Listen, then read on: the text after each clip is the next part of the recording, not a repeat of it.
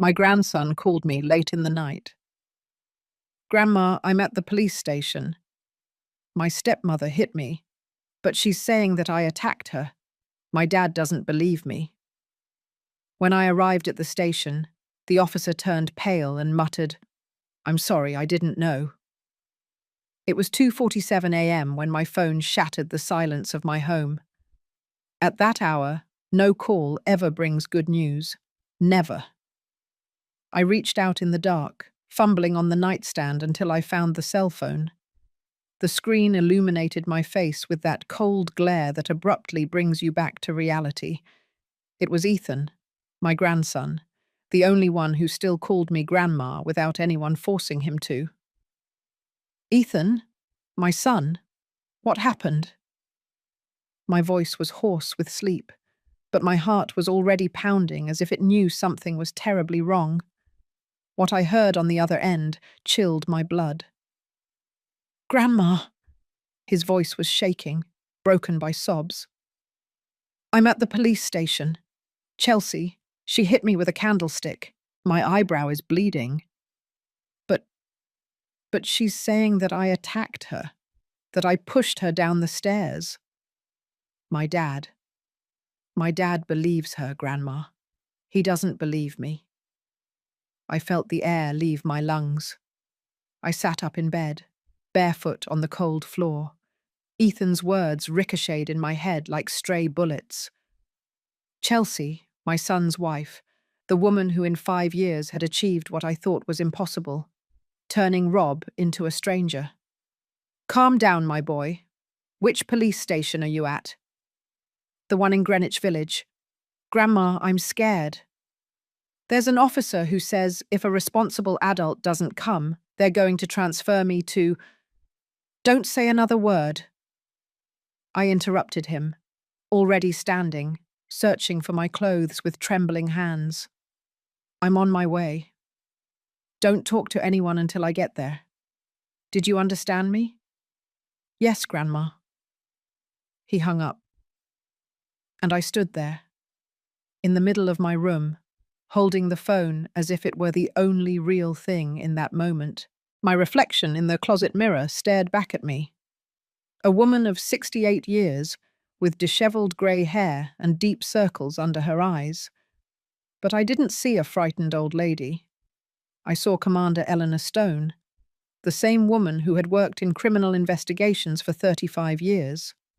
The same one who had interrogated criminals, solved impossible cases, and faced situations that would make anyone tremble.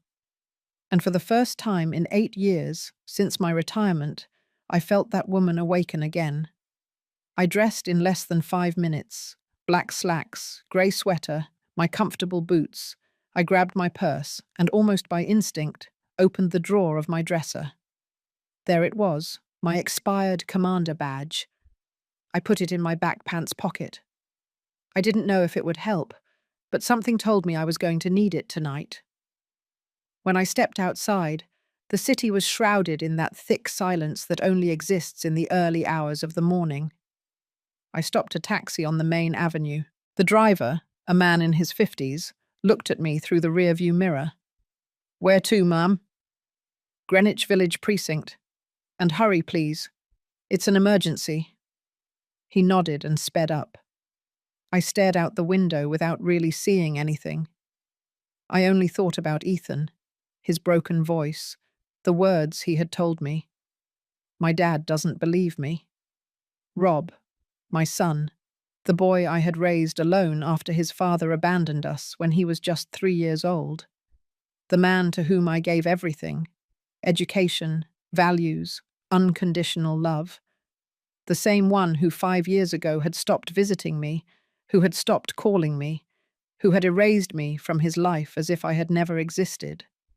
And all because of her, because of Chelsea. He met her at a casino where she worked as a dealer. He had just become a widower, devastated by the death of his first wife, Ethan's mother. Chelsea appeared like a saving angel, young, beautiful, attentive, too perfect. I saw it from the beginning. I saw the way she looked at him, not with love, but with calculation, like someone evaluating an investment. But Rob was blind. He needed to fill the void left by his wife's death, and Chelsea knew exactly how to fill it. Slowly, she began planting doubts in his head. "Your mother is too controlling, honey. She never lets you make your own decisions. She's always judging you." At first, Rob defended me. But drops of poison, when they fall one after the other, end up poisoning even the purest water. Visits became spaced out, calls became shorter, birthdays were forgotten, Christmases came with invented excuses, until one day he simply stopped reaching out to me. The only one who kept coming was Ethan. The weekends he was supposed to stay with his father. He would find a way to sneak away for a few hours to visit me. He brought me drawings from school. He told me his problems. He hugged me as if in my arms he found the refuge he no longer had in his own house. And I, like the fool I was, thought that things would eventually get better, that Rob would come to his senses, that time would make him return. How wrong I was. The taxi stopped in front of the precinct, a grey two-story building with the lights on. I paid the driver and got out. My legs were shaking, not from fear, but from contained rage. I entered through the main door. The desk officer, a young man about 25 years old, looked up from his desk. "Good evening. How can I help you?" "I'm here for Ethan Stone, my grandson. He called me half an hour ago." The officer checked a sheet in front of him. "Ah, yes. The domestic assault case. Are you—" "His grandmother, Eleanor Stone."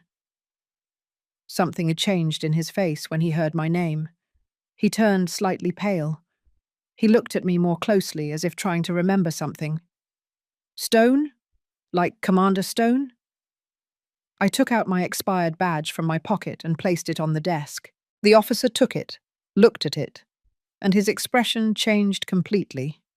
He stood up immediately. "My God. Commander, I'm sorry. I didn't know you were family. Allow me. Where is my grandson?" My voice came out firm, without hesitation. The voice I had used hundreds of times to interrogate, to order, to make people understand that I was not playing games. "In the waiting room, with his parents and, well, with the complainant. Captain Spencer is in charge of the case." Spencer. That name made me pause for a second.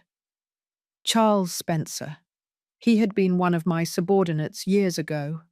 A good officer, fair, intelligent. "Take me to him." The officer nodded and led me down a hallway that I knew like the back of my hand. I had walked these same floors hundreds of times during my career. Every corner, every door, every crack in the wall brought back memories of a life I thought I had left behind. But that night, I understood something. You never stop being who you were. You just pretend you've forgotten. We arrived at the waiting room, and there, in that cold space illuminated by fluorescent lights, I saw the scene that would change everything. Ethan was sitting on a plastic chair, his right eyebrow clumsily bandaged with gauze. His eyes were red from crying so much. When he saw me, he jumped up. "Grandma!" He ran towards me and hugged my waist as he did when he was a child. I felt his body tremble against mine. I stroked his hair and whispered, "I'm here, my boy. I'm here." But my gaze had already found the other two characters in that scene. Rob was standing by the wall, arms crossed and jaw clenched. He looked at me with an expression I couldn't decipher. Shame? Anger? Guilt? And next to him, sitting with her legs crossed and a perfectly rehearsed victim expression, was Chelsea. She wore a wine-coloured satin robe, as if she had been dragged out of bed. She had a bruise on her left arm that looked freshly made. Her brown hair fell in perfect waves over her shoulders. She looked at me with those big, teary eyes as if to say, "Look what your grandson did to me." But I knew that look. I had seen it in dozens of criminals who tried to fool me during my career. The look of someone who knows how to act, of someone who knows how to manipulate. "Eleanor," Rob said, with a dry voice, without moving from his spot. "You didn't have to come." Those 5 words hurt me more than any physical blow. I didn't have time to respond because at that moment an office door opened and a man in his 50s came out, in an impeccable uniform and a serious expression. Captain Charles Spencer. When he saw me, he stopped short. "Commander Stone?" "Hello, Charles," I said calmly. "It's been a while." He approached, clearly surprised. "No, I didn't know you were involved in this case. If I had known—" "Now you know," I interrupted him.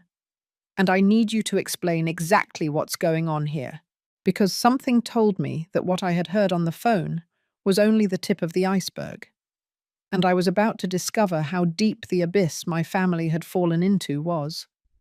If you want to know how a grandmother everyone had forgotten became the worst nightmare of the person who tried to destroy her family, subscribe and hit the notification bell, because this story is just beginning."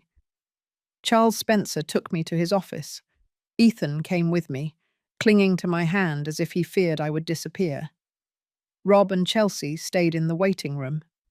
I could feel my son's gaze fixed on my back, but I didn't turn around. I wasn't going to give him that satisfaction. Spencer's office was small but tidy. A metal desk, 2 chairs in front of it, a filing cabinet in the corner, and a crucifix on the wall. Not much had changed since my time. Even the smell of old coffee and paper was the same. "Sit down, please," Spencer said, closing the door behind us. I sat in one of the chairs, and Ethan settled next to me. His gaze was lowered, his hands clasped in his lap. Spencer sat on the other side of the desk and opened a folder. He sighed before speaking. "Commander, the situation is complicated." "Explain the facts to me," I said without beating around the bush. "Her version first." Spencer nodded and consulted his notes. "Ms. Chelsea Brooks filed the complaint at 11:43 p.m. She arrived accompanied by her husband, Mr. Robert Stone, your son. She alleges that approximately at 10:30 p.m., the minor Ethan returned home after his permitted time. When she reprimanded him, he reacted violently, pushed her down the stairs, and hit her arm. She has bruises that partially match her story." Every word was like a needle sticking into my chest. I looked at Ethan. His head was still bowed, but I saw his hands trembling. "And my grandson's version?" I asked, although from Spencer's tone I already knew that no one had believed him. "The minor alleges that Ms. Brooks was the one who assaulted him first. He says that when he arrived home she was already angry, that she waited for him in the living room, and without saying a word, hit him with a blunt object. According to him, a silver candlestick. The wound on his eyebrow required 3 stitches. Did you check for the candlestick?" Spencer shook his head, uncomfortable. "Ms. Brooks says that such an object doesn't exist, that the boy invented that story to justify his aggression. And here comes the problem, Commander. The house security cameras were broken that night, just that night." I leaned back in the chair, processing the information. It wasn't a coincidence. None of this was. "How convenient, right?" I murmured. Spencer looked at me with that expression I knew well. The look of someone who knows something is not right, but doesn't have enough evidence to act. The cameras had been broken for 3 days, according to the husband. They were going to call the technician this week. "What about the neighbors' cameras? The street cameras?" "We are in the process of reviewing them, but the house is in a private residential area. There are no public cameras nearby." Of course not. Chelsea had planned this perfectly. Every detail, every move. This wasn't a fit of anger. It was premeditated. I turned to Ethan, put my hand over his. "Look at me, son." He slowly looked up. His eyes were full of fear and shame. "Tell me everything, from the beginning, and don't hide anything from me." Ethan swallowed. He looked at Spencer, then at me again. I was late because I stayed studying at a friend's house. I have a math test on Monday. I got there at 10:15 p.m., not that late. But when I opened the door, Chelsea was there, in the living room with the lights off. Only the kitchen light was on. His voice began to crack, but he continued. She said, "You're late, you insolent brat." I told her I had texted my dad. She laughed and showed me my dad's phone. She had it. My dad was asleep. Then she said, "Your father doesn't care about you. Nobody cares about you. You're an annoyance in this house." Tears started rolling down his cheeks. "I just wanted to go up to my room, Grandma. I swear to you." But she grabbed my arm and pulled me. I tried to break free, and then she took the candlestick from the table and hit me here. He pointed to his bandaged eyebrow. I felt everything spin. I fell to the floor. And while I was lying there, bleeding, she gave herself the bruises by hitting herself against the wall. I saw her, Grandma. I saw her do it. "Where was your father?" "Asleep in his room. She had given him some chamomile tea because he said he was stressed. When he heard the noise and came downstairs, everything was already set up. Chelsea was crying, saying I had attacked her. My dad didn't even ask me. He just yelled at me that I was a disgrace and called the police." I closed my eyes for a moment. I took a deep breath. The rage I felt was like a fire contained in my chest. "And the candlestick?" "She hid it before my dad came down. I don't know where she put it." I opened my eyes and looked directly at Spencer. "Charles, you knew my work for 20 years. Did you ever see me let an innocent person pay for something they didn't do?" "Never, Commander. My grandson is telling the truth, and I'm going to prove it." Spencer rubbed his face with both hands. "Eleanor, legally my hands are tied. It's the word of a minor against that of two adults. The father supports the wife's version. I don't have physical evidence to contradict their story. The only thing I can do is let him go under your temporary custody while the investigation proceeds. But I need you to sign as the responsible party. Do it. I'll take responsibility." Spencer took out some papers and began filling them out. Meanwhile, I watched Ethan. That boy had grown so much in the last year. He was already 16, almost a man. But at that moment, huddled in that chair with a broken eyebrow and swollen eyes, he was once again the 7-year-old boy who cried in my arms when his mother died. "How long has this been going on, Ethan?" I asked in a low voice. He looked down again. "What, Grandma?"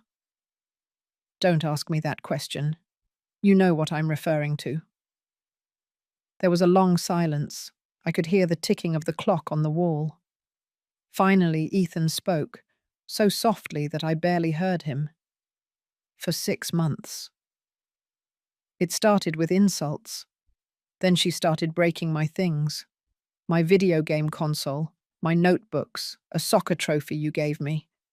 She said they were accidents. My dad believed her. Then she started hitting me. Slaps, shoves.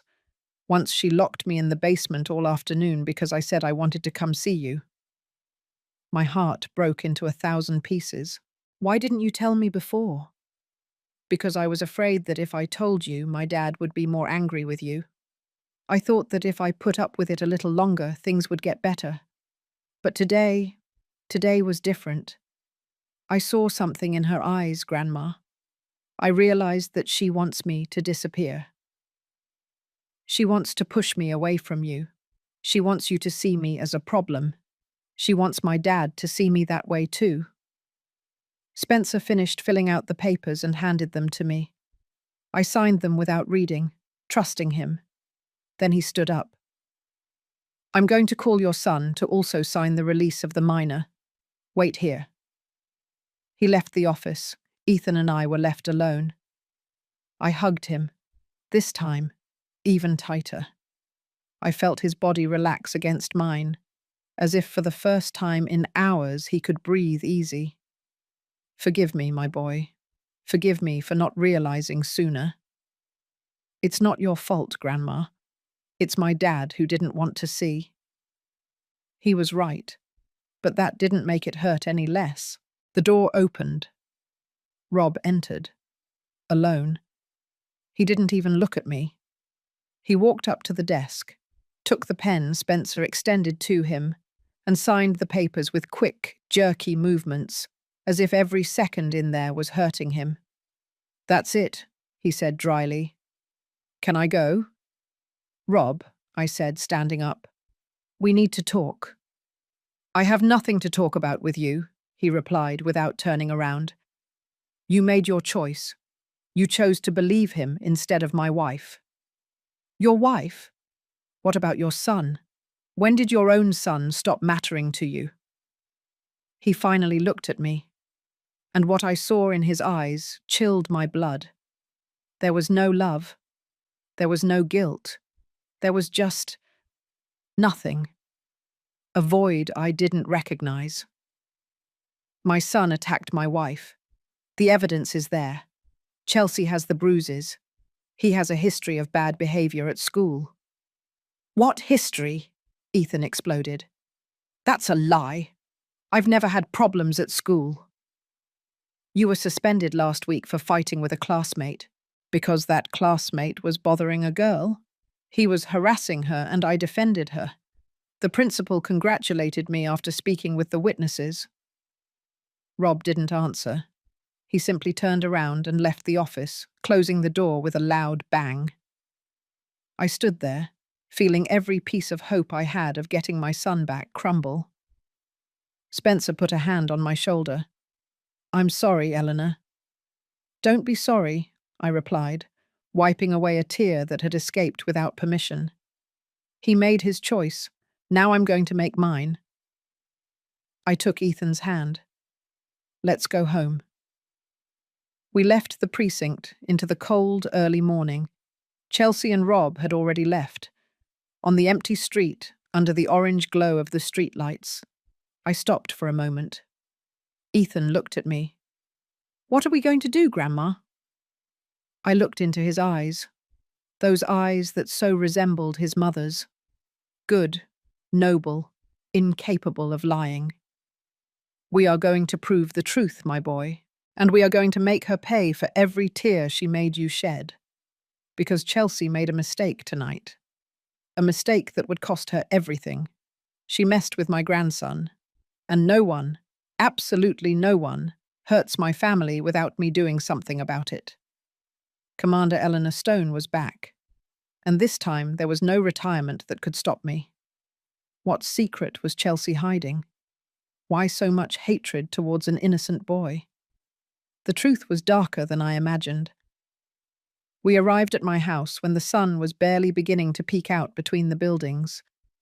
Ethan walked silently beside me, dragging his feet from fatigue and pain. I lived in a modest apartment in Greenwich Village, a third floor without an elevator that I had bought with my life savings. It wasn't luxurious, but it was mine. Every piece of furniture, every dish, every memory on those walls belonged to me. I opened the door and turned on the lights. The familiar smell of coffee and cinnamon greeted me. I always left a stick of cinnamon on the stove so the house would smell like home. Come, sit on the couch, I said to Ethan. I'm going to make you something to eat. I'm not hungry, Grandma. I didn't ask if you were hungry. I said I'm going to make you something. He managed a weak smile and collapsed onto the brown fabric sofa. It was old, but comfortable. I had bought it at a second-hand market 15 years ago, and it still held up. I went to the kitchen and heated milk. I prepared 2 cups of hot chocolate, the way my mother taught me when I was a girl. I cut a piece of the chocolate chip cookie I had bought the day before at the local bakery 2 blocks away. I returned to the living room with everything on a tray. Ethan took the cup in his hands and took a sip. He closed his eyes, savoring it. For a moment, he seemed to forget everything that had happened. "Thank you, Grandma." "Eat slowly. Then I'll give you something for the pain in your eyebrow." I sat beside him and drank my chocolate in silence. Outside, the city was beginning to wake up. You could hear the first trucks, the whistle of the man selling bagels on the corner, the barking of the neighbor's dog on the second floor. "Grandma," Ethan said after a while, "can I stay with you?" "Of course, for as long as you need." "No, I mean, forever. I don't want to go back to that house. Not with her there." I placed my cup on the coffee table and looked at him. "Ethan, legally your father has custody. I can only have you temporarily until the case is resolved. If you want to stay with me permanently, we'll have to do things properly. With lawyers, with judges. But my dad will never agree." "We don't know until we try." He shook his head. "He does everything Chelsea tells him. Since they got married, it's like my dad is a different person." "Do you know what I heard a week ago?" "What did you hear?" Ethan lowered his voice, as if someone could hear us. They were in their room. I was going to the bathroom and passed their door. It was slightly ajar. Chelsea was talking on the phone with someone. She was saying, "Don't worry, everything is going according to plan. When the old lady dies, Rob will inherit the house. We'll sell it and get at least $4,500,000. With that and what I've already saved, we'll go to Miami. We'll open the hotel we always dreamed of. And the kid, we'll send him to a military boarding school in San Diego. Let someone else deal with him." I felt the blood boil inside me. "Are you sure of what you heard?" "Completely sure, Grandma. That's why, that night when I came home late and she attacked me, I knew it was part of her plan. She wants to push me away from you. She wants you to see me as a problem. She wants my dad to see me that way too. And when I'm no longer in the way, all that's left is to wait for you." He didn't finish the sentence. He didn't need to. Chelsea was planning my death. Or at least, she was waiting for me to die soon. And in the meantime, she was going to destroy any bond that existed between my son and me, between Ethan and his father. "Did you say anything to your father?" "I tried. The next day, when Chelsea went to the hair salon, I told him what I had heard. Do you know what he told me? That I was making things up because I couldn't accept that he moved on with his life, that I was a resentful teenager, that Chelsea had been very patient with me, and that I was just making her look bad. The helplessness I felt in that moment was crushing. My own son, the boy I had raised to be fair and honest, was completely blinded. "You are not making anything up, Ethan, and I believe you. Every word." He leaned his head on my shoulder and sighed. "Why does she hate us so much, Grandma?" "Because the hatred of people like Chelsea doesn't come from the heart. It comes from ambition. For her, you and I are obstacles, things that stand between her and what she wants." "And what does she want?" "Money, power, an easy life without working for it." I fell silent, thinking. I started putting the pieces together. When Rob met Chelsea, she told him she came from a wealthy family in Dallas, that she had attended private schools, that she worked as a dealer at the casino because she liked the excitement, not out of necessity. But we never met her family. No relative ever came to the wedding. When I asked Rob about it, he said Chelsea was estranged from her parents due to personal problems. How convenient. "Ethan, I need you to do me a favor." "Anything, Grandma." Take out your phone. Show me the photos of the bruises you said you had from before. He took his cell phone out of his pocket, unlocked the screen, and opened his gallery. He showed me a hidden folder in his files. There were at least 20 photos. Bruises on his arms, on his back, on his legs. All recent, all dated. Why did you never show me this? Because I was afraid that if I did something, my dad would blame you. Chelsea always says that you are turning me against them. Send me all those photos, now. Ethan obeyed. My phone started vibrating as the images arrived. Every photo was proof. Every mark was a silent cry for help that no one had heard. Until now. Now I need you to sleep a little, I told him. Your eyebrow is swollen and you need to rest. Use my room. I'll stay here on the couch. But Grandma, no buts, go to sleep. He got up, kissed me on the forehead, and went to my room. I heard him close the door softly. I was left alone in the living room, with my cell phone in my hand and the photos of my bruised grandson filling the screen. Then I did something I hadn't done in years. I opened a drawer of the living room cabinet and took out an old leather-bound notebook. It was my investigation notebook, the same one I used when I was on active duty. Inside were phone numbers, contacts, notes from old cases. I looked for a specific name. Linda Davis. Linda had been my partner for 10 years in criminal investigations. She was younger than me, but just as tenacious. When I retired, she continued working for a couple more years until she opened her own private investigation agency. We had seen each other few times since then, but I knew that if anyone could help me, it was her. I dialed her number. It rang 4 times before she answered. Hello? Her hoarse voice sounded sleepy. Linda, it's Eleanor Stone. There was a silence, then a sigh. Commander, I haven't heard from you in ages. What time is it?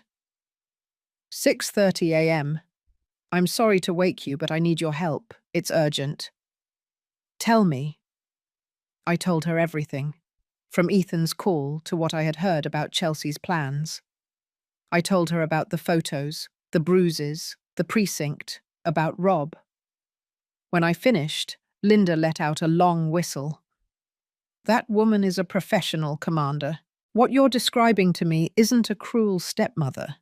It's a con artist. And a good one. That's what I thought. I need to investigate her.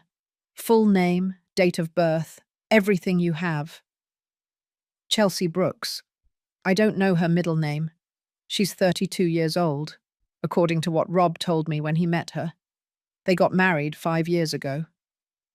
That's enough for me. Give me 2 days. I'll check her background, previous marriages, financial history. If she has a past to hide, I'll find it. Thank you, Linda. Don't thank me yet. This is going to take work.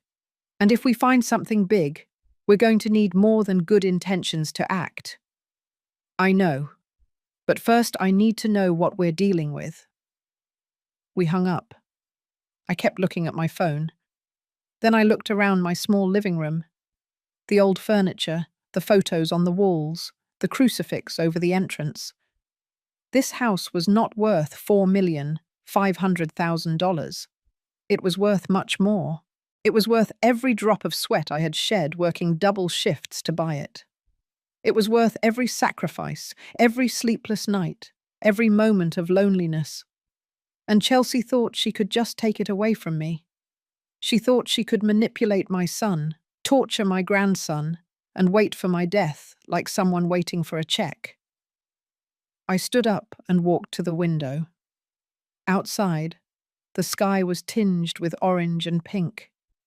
A new day was beginning, and with it, my battle. Because Chelsea didn't know something. She didn't know that I wasn't a defenseless old woman waiting to die. I was Eleanor Stone, former commander of criminal investigations. A woman who had faced drug traffickers, murderers, and criminals of all kinds. And none of them had managed to defeat me. Chelsea had just declared a war, and I was going to make sure she lost it. The investigation was just beginning, and what I discovered about Chelsea made me realize that my grandson and I were not her first victims. 2 days later, Linda appeared at my door at 9 a.m. She carried a thick folder under her arm and an expression I knew very well, the look of someone who had just uncovered something rotten. "Commander, you need to sit down before I show you this." I made coffee while Ethan was in the shower. He had spent those 2 days with me, recovering. The swelling on his eyebrow had gone down, but the scar would remain forever. A permanent mark of Chelsea's cruelty. We sat at the dining table. Linda opened the folder and began taking out documents, photographs, screen prints. Chelsea Brooks started as Vanessa Jimenez Ruiz in Houston, Texas. 34 years old, not 32 as she told your son. First lie confirmed. She never attended private schools. She finished high school at a public school, and there is no record of her setting foot in any university. She worked as a waitress, a promoter, and eventually as a dealer in several casinos across the country. Linda placed a photo on the table. It was Chelsea, but younger. Maybe 23 or 24 years old. She was with an older man, about 60 years old, at what looked like a wedding.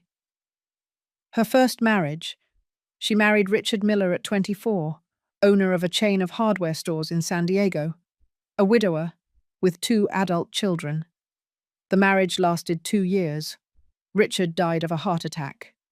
Chelsea inherited a property valued at $2,800,000. The children tried to contest the will, but they couldn't. Everything was legal.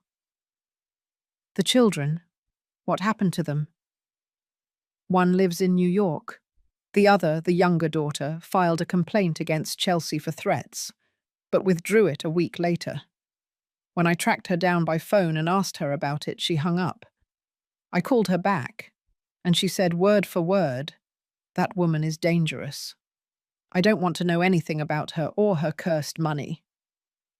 I felt a chill run down my spine. Linda put down another photo. Another wedding. Chelsea with another older man. Second marriage. Franklin Adams, a textile businessman in Dallas, 58 years old, also a widower.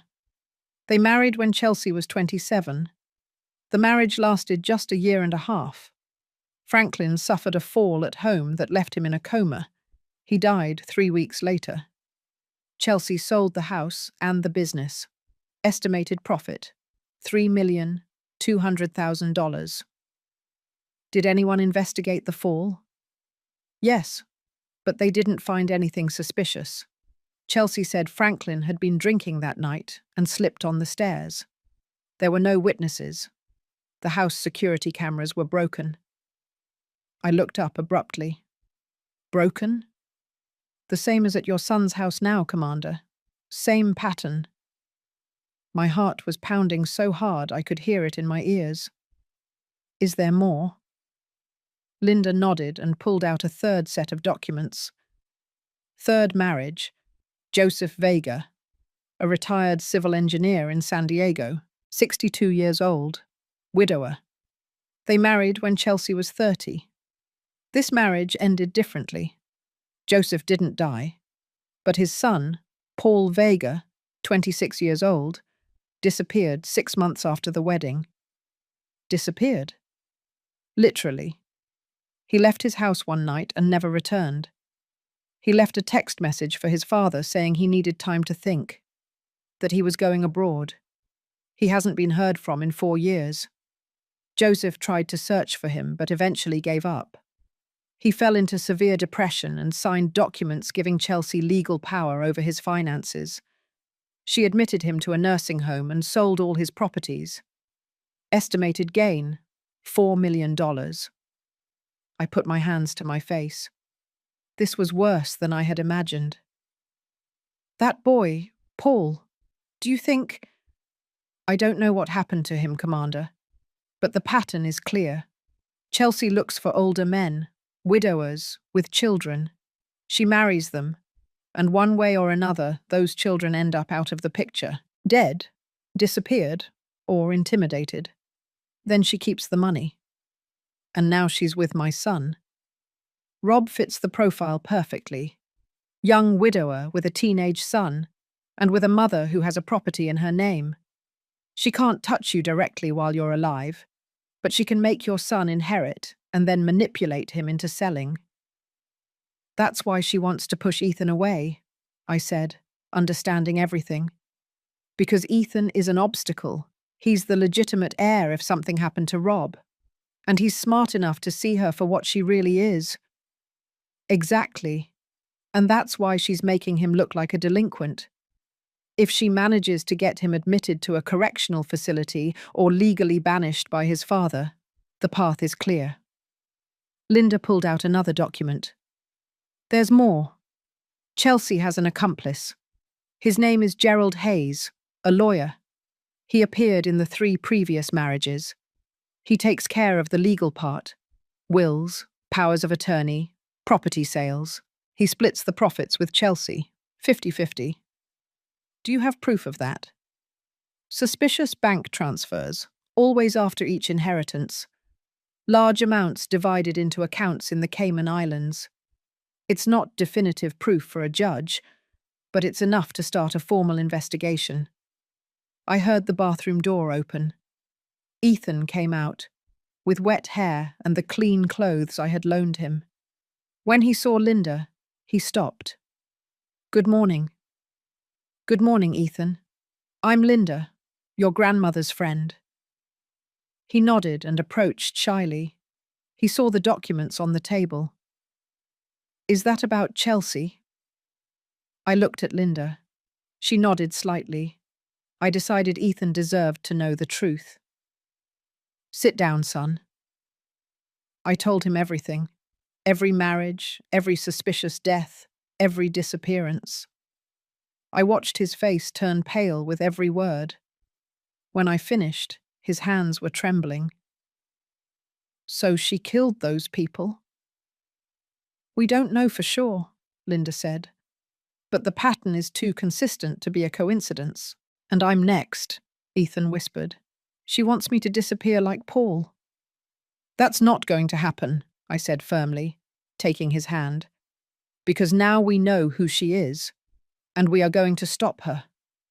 How? Ethan asked. My dad won't believe us. He thinks you just want to separate them. I don't need your father to believe me. I need evidence. Evidence that neither he nor any judge can ignore. Linda leaned back in her chair. Commander, what are you thinking? I'm thinking that Chelsea is smart, but not as smart as she thinks. She made a mistake by attacking Ethan that night. She became overconfident.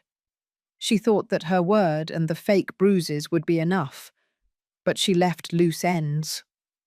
Like what? The candlestick. Ethan says she hid it. It has to be somewhere in that house, with Chelsea's fingerprints and probably with Ethan's blood. That is physical evidence. But we can't go in to look for it without a warrant. I smiled slightly. No, but Ethan can. Legally, that house is still his home. He has the right to be there and retrieve his things. Ethan looked at me with wide eyes. You want me to go back? Only for a couple of hours, with a pretext. You say you need your clothes, your school supplies, and while you're there you look for the candlestick.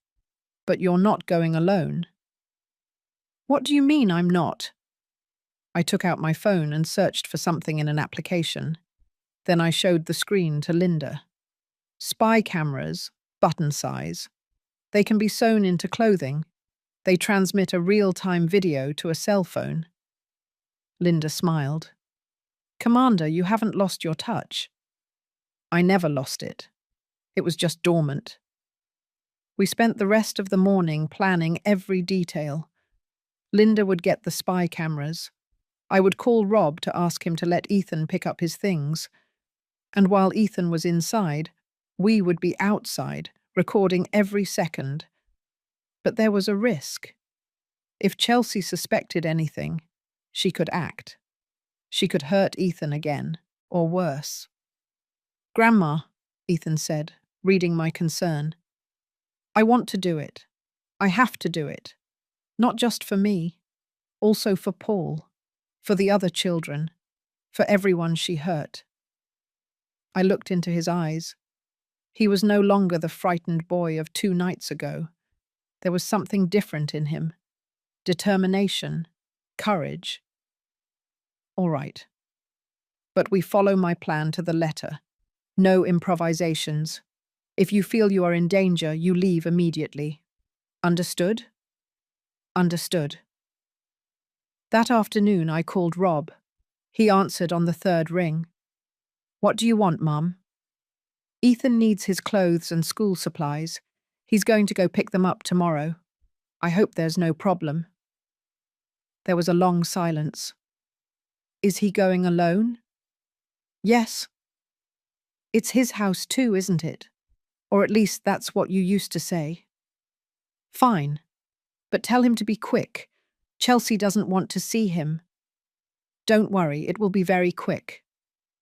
I hung up before he could reply. Linda arrived that night with the cameras. They were so small they looked like normal buttons. We sewed them into Ethan's shirt, one on the chest and one on the shoulder. From my phone, we could see everything the cameras captured. "Tomorrow at 3 p.m, I said. "Chelsea will be home because she doesn't work Tuesdays. Rob will be at the office. It's the perfect time." Ethan nodded. He seemed calm, but I saw his hands trembling slightly while he ate dinner. That night, before sleeping, I went into his room. He was lying down, looking at the ceiling. "Can't sleep." "I'm scared, Grandma, but not of Chelsea. I'm scared of what I'm going to find, of confirming that my dad is with a killer." I sat on the edge of the bed and stroked his hair. "Whatever we find tomorrow, we'll face it together.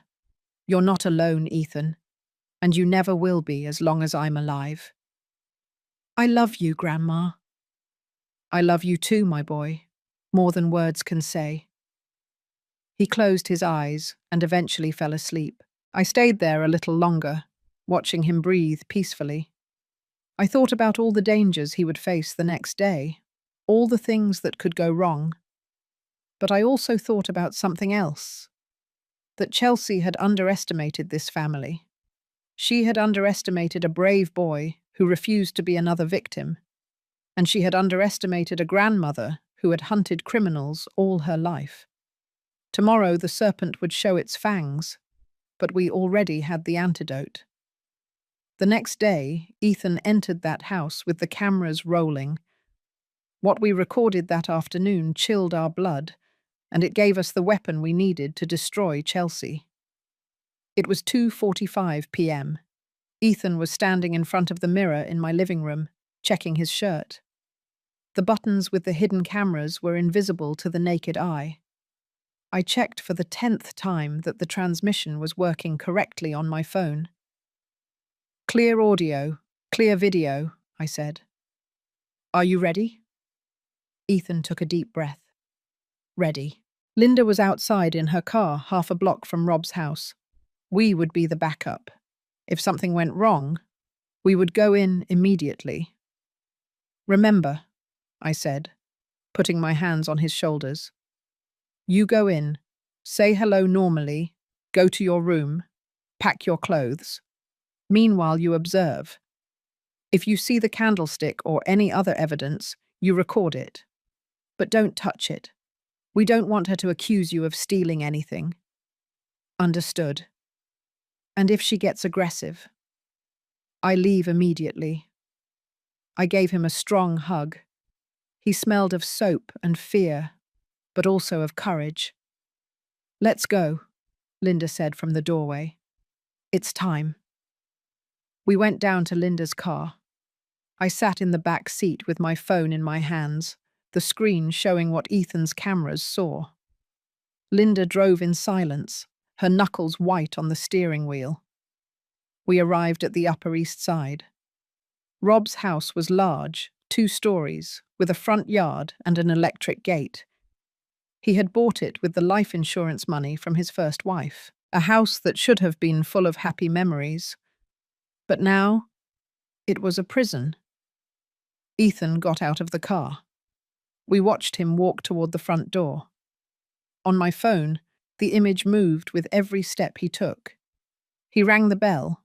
The door opened. And there was Chelsea.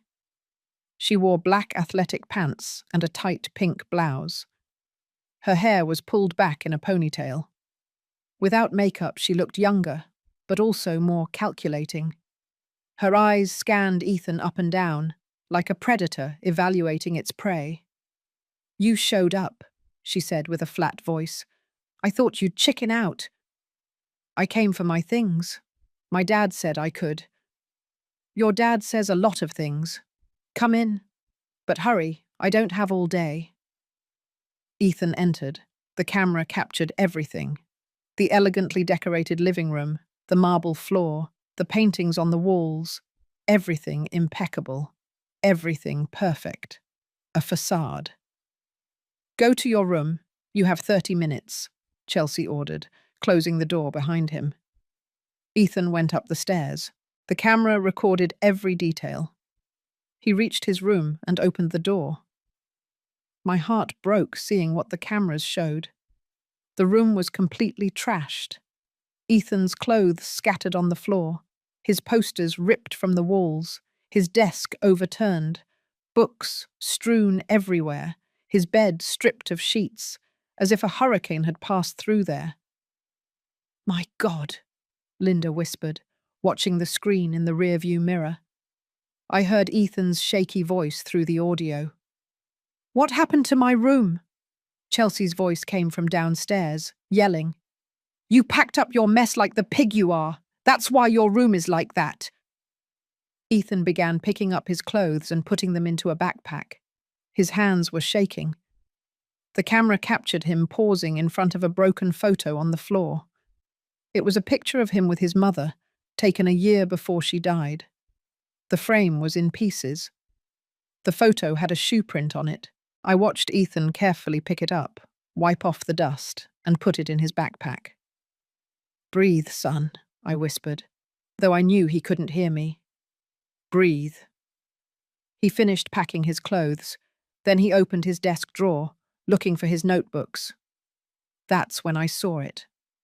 On my phone screen, behind a pile of broken notebooks, something shone. "Stop," I said into the phone. "Focus on that." As if he had heard me, Ethan moved the notebooks.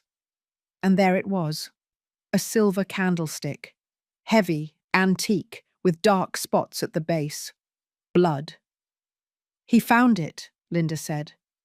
"That's it." Chelsea's voice interrupted from the stairs. "Are you done? You've been up there for 15 minutes. "Almost," Ethan replied, his voice surprisingly calm. Quickly, with trembling hands, he took out his personal phone and snapped several pictures of the candlestick. Then he left it exactly where it was and closed the drawer. "Well done," I murmured. Ethan left his room with the backpack on his shoulder. He started down the stairs. Chelsea was waiting for him at the bottom, arms crossed. "Is that all?" "Yes." "Perfect. Then you can leave and not come back." "This is my house too."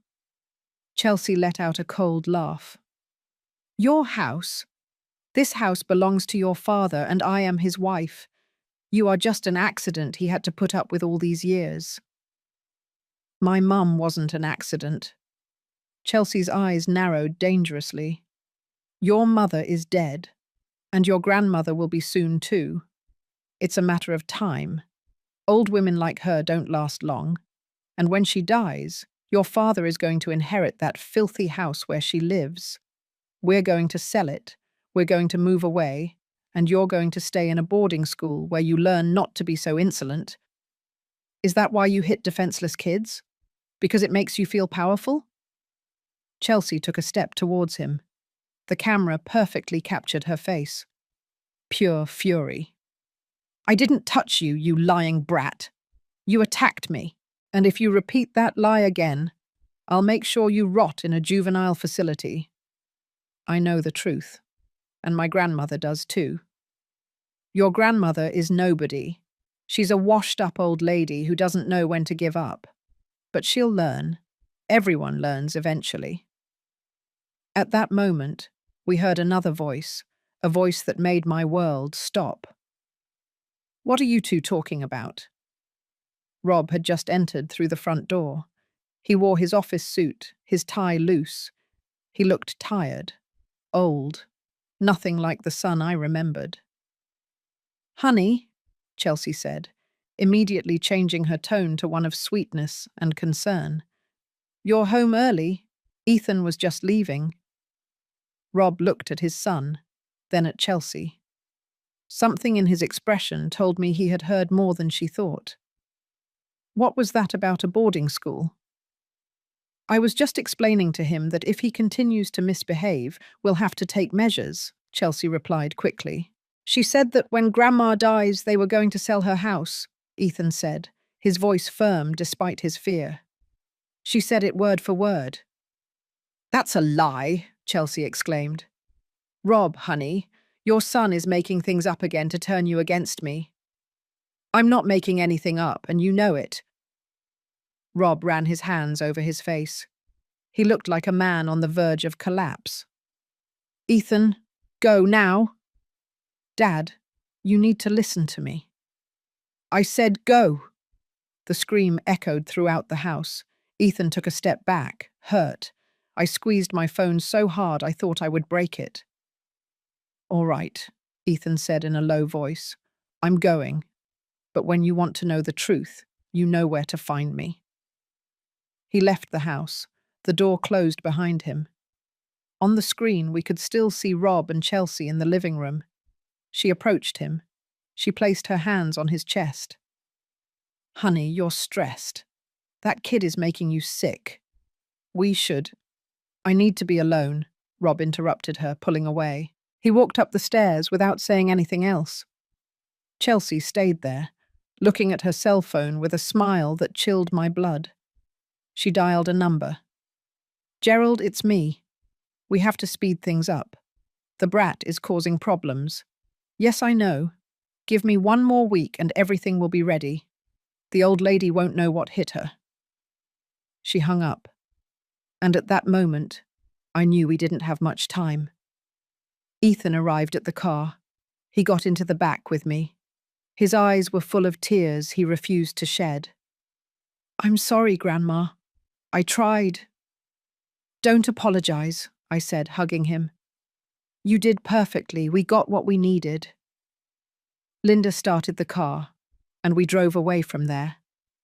On my phone, I reviewed the recordings. We had everything. The candlestick, Chelsea's threats, her confession about selling my house, her call with Gerald.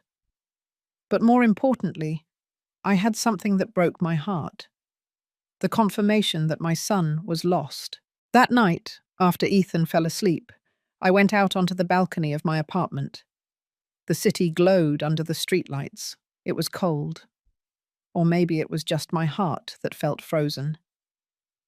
I thought about Rob when he was a child, how he would run to me every time I came home from work, how he would hug me and say, "Mum, I missed you all day." The nights I spent awake when he had a fever, the times I defended him when other kids made fun of him for not having a father. I gave everything for that child. Everything. And for what?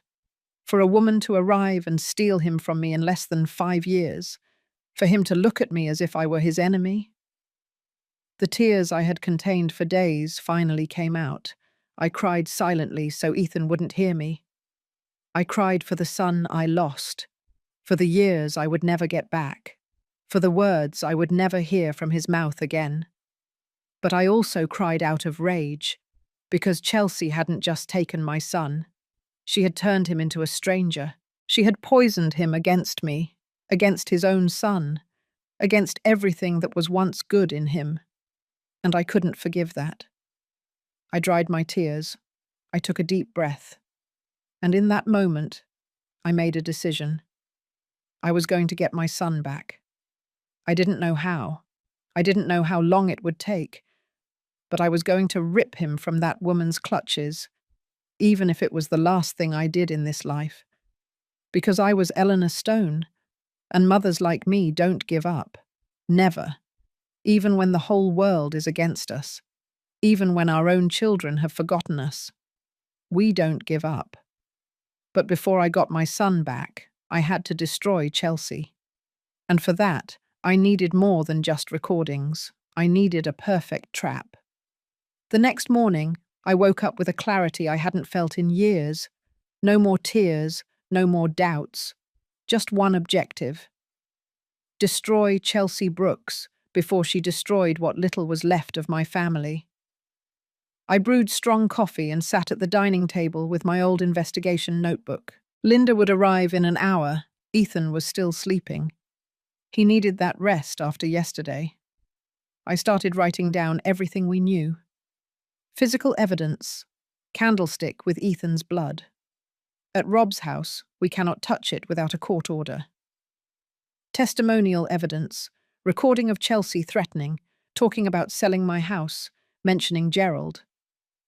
Background.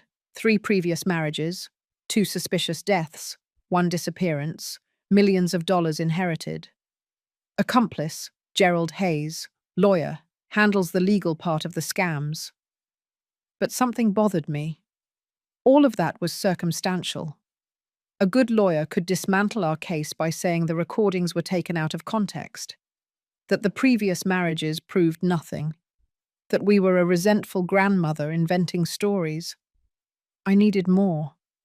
I needed Chelsea to incriminate herself so clearly that not even the best lawyer could save her. Linda arrived promptly at 8. She brought 2 extra coffees and a look like she hadn't slept well. "What do you have in mind, Commander?" "I know that expression. It's the same one you wore when we were about to solve a difficult case." I smiled slightly. "We are going to set a trap for Chelsea. But for that, I need her to believe I'm vulnerable, that I'm defeated." "How?" "I'm going to do something that goes against every instinct I have. I'm going to give her exactly what she wants." Linda frowned. "I don't follow you." I took an envelope from my bag. Inside were documents I had prepared the night before while I couldn't sleep. Documents for the voluntary transfer of my property. In Rob's name. Signed by me. Linda's eyes widened. "Commander, you can't be serious. They're not real."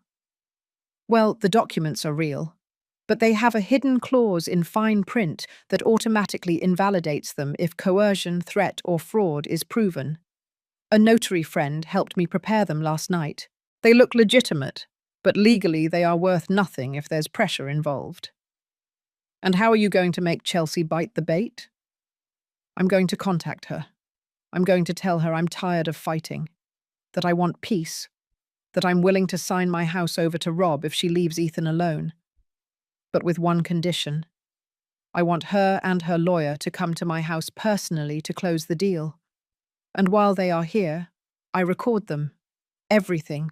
Every word. Every threat. Every confession that slips out. Because people like Chelsea can't resist boasting when they think they've won." Linda leaned back in the chair, processing the plan. "It's risky.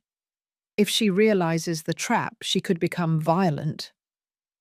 That's why you are going to be here, hidden in my room, and I'll have hidden cameras throughout the living room and dining room. Professional quality audio and video. All legal because it's my house, and I have the right to record what happens inside it. And what if she accepts the documents and simply leaves without saying anything incriminating? She won't. I know women like her.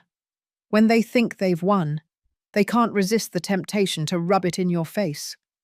They will want me to know that they defeated me, and in that moment, they will drop their guard." Ethan came out of the room at that moment, dishevelled and with swollen eyes. Seeing us, he stopped. What's going on? I explained the plan to him. I watched his face go from fear to concern and finally to determination. What do I do? You stay at Linda's house that day. I don't want you here when they come. It's too dangerous. But Grandma, it's not negotiable, Ethan. I need to know you are safe so I can concentrate on this. He didn't argue further. He knew that when I used that tone, there was no turning back. We spent the rest of the day preparing everything. Linda got 4 professional spy cameras. We installed them in strategic locations, one in the living room bookshelf, another in the dining room wall clock, a third on the kitchen shelf, and the last one in my floor lamp. From the room, Linda could see and record everything on her laptop. I also prepared my house to look vulnerable. I left hospital bills on the dining table. Fake ones, prepared by Linda. I put medicine bottles in the kitchen. I wanted Chelsea to think I was sick, weak, desperate. The next morning, I picked up my phone. My hands were shaking slightly as I dialed Rob's number. He answered on the 4th ring. "What do you want now, Mum?" "I need to speak with Chelsea. It's important." Silence. Then the sound of footsteps. Rob passed the phone to his wife. "Eleanor." Chelsea's voice sounded cautious, almost amused. "What a surprise. We need to talk. About the house, about Ethan, about everything." "We have nothing to talk about." "Please," I let my voice sound tired, defeated. "I'm tired of fighting. I just want my grandson to be safe and my son to be happy. If that means giving in, then that's what I'll do." There was a long silence. I could imagine Chelsea smiling on the other end. "Giving in what sense exactly?" "The house. I know Rob will eventually inherit it, but I've been sick lately. My heart isn't well. The doctors say it could be a matter of months, maybe a year. I don't want to die knowing I left a legal problem for my son." "How thoughtful of you." The sarcasm in her voice was evident. "I am willing to sign documents transferring the property to Rob's name now, but with one condition: that you leave Ethan alone, that you drop the charges, that you allow him to live with me for the rest of my life." Another silence. I could hear voices in the background. Chelsea was consulting with someone, probably Gerald. "When do you want to do this?" "Tomorrow, 3 p.m, at my house. Bring your lawyer if you want. I want everything to be legal and final." "Why the sudden change of heart, Eleanor?" "Because I'm tired. Because I no longer have the strength to fight. And because at the end of the day, my son chose, and he didn't choose me." Those last words hurt to say, because they were true. "Tomorrow at 3 then," Chelsea said. "And I hope you're not playing games with me, old lady. Because if you are, I promise you'll regret it." "I'm not playing games. I just want peace." She hung up. I was left staring at the phone, my heart pounding furiously. Linda placed a hand on my shoulder. "You did very well, Commander. You sounded convincing." "It's because part of it is true," I admitted. "I am tired, and Rob did choose her over me. But we are not going to let her win. No, we are going to make sure she loses everything." We spent the rest of the day going over every detail of the plan. Where would I sit? Where would they sit? What questions to ask to make them talk? How to subtly provoke them so they felt secure in themselves? That night, before sleeping, I went into Ethan's room. He was lying down, looking at the ceiling. "Nervous, Grandma?" "A little, but more than nervous, I'm angry. And that anger is what's going to give me strength tomorrow." "What if something goes wrong?" "Nothing is going to go wrong. Trust me." He sat up in bed and hugged me. "I always trust you, Grandma. You're the strongest person I know." And you are the reason I keep fighting. The next day, Linda came early. We checked the cameras one last time. Everything was working perfectly. At 1 p.m., we took Ethan to Linda's house. Her husband, a quiet and reliable man, stayed with him.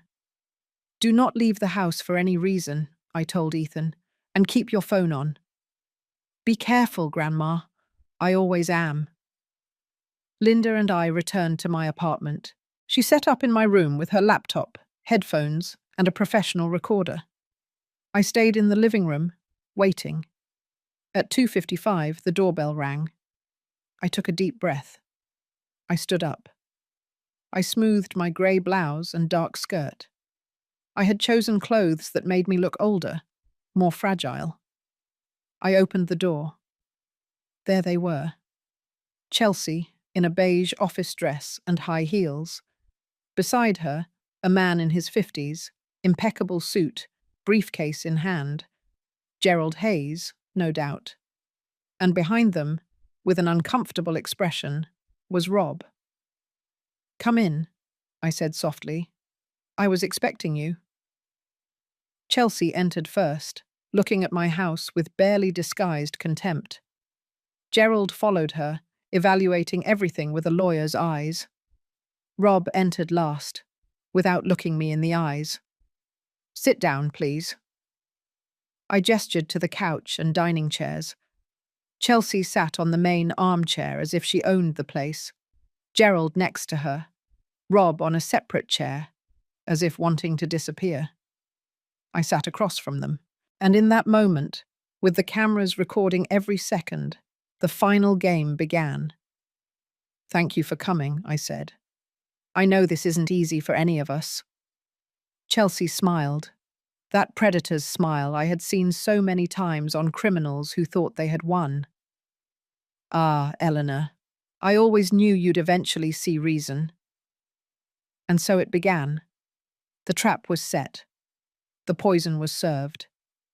Now it only remained to see if the serpent was arrogant enough to drink it. What Chelsea and her accomplice said that afternoon, believing they had won, sealed their fate.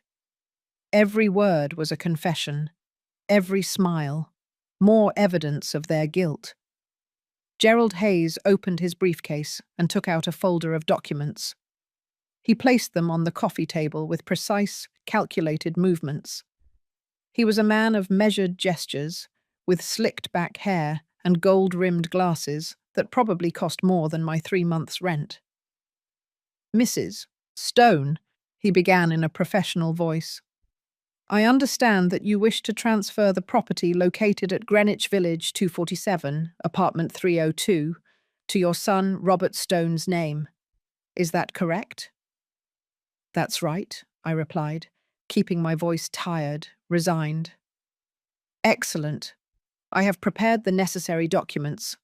I just need you to review them and sign here, here, and here.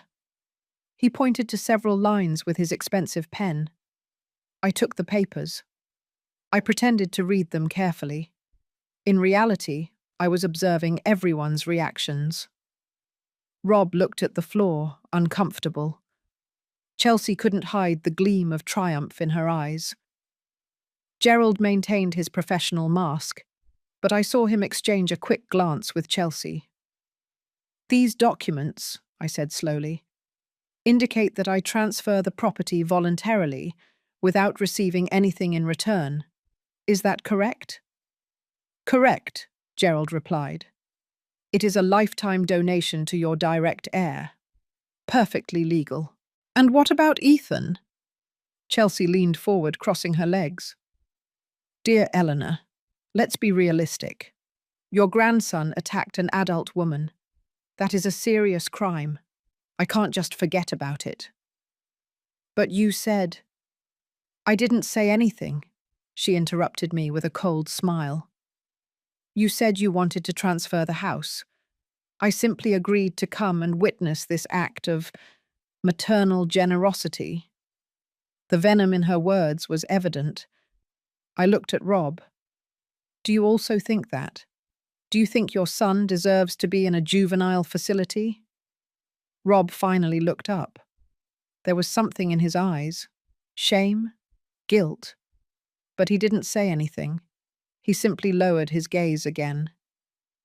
Rob has learned to trust me, Chelsea said, placing her hand on my son's arm with a possessive gesture. He knows that I only seek the best for our family. And frankly, Ethan has been a problem since I came into your lives. A problem? I repeated.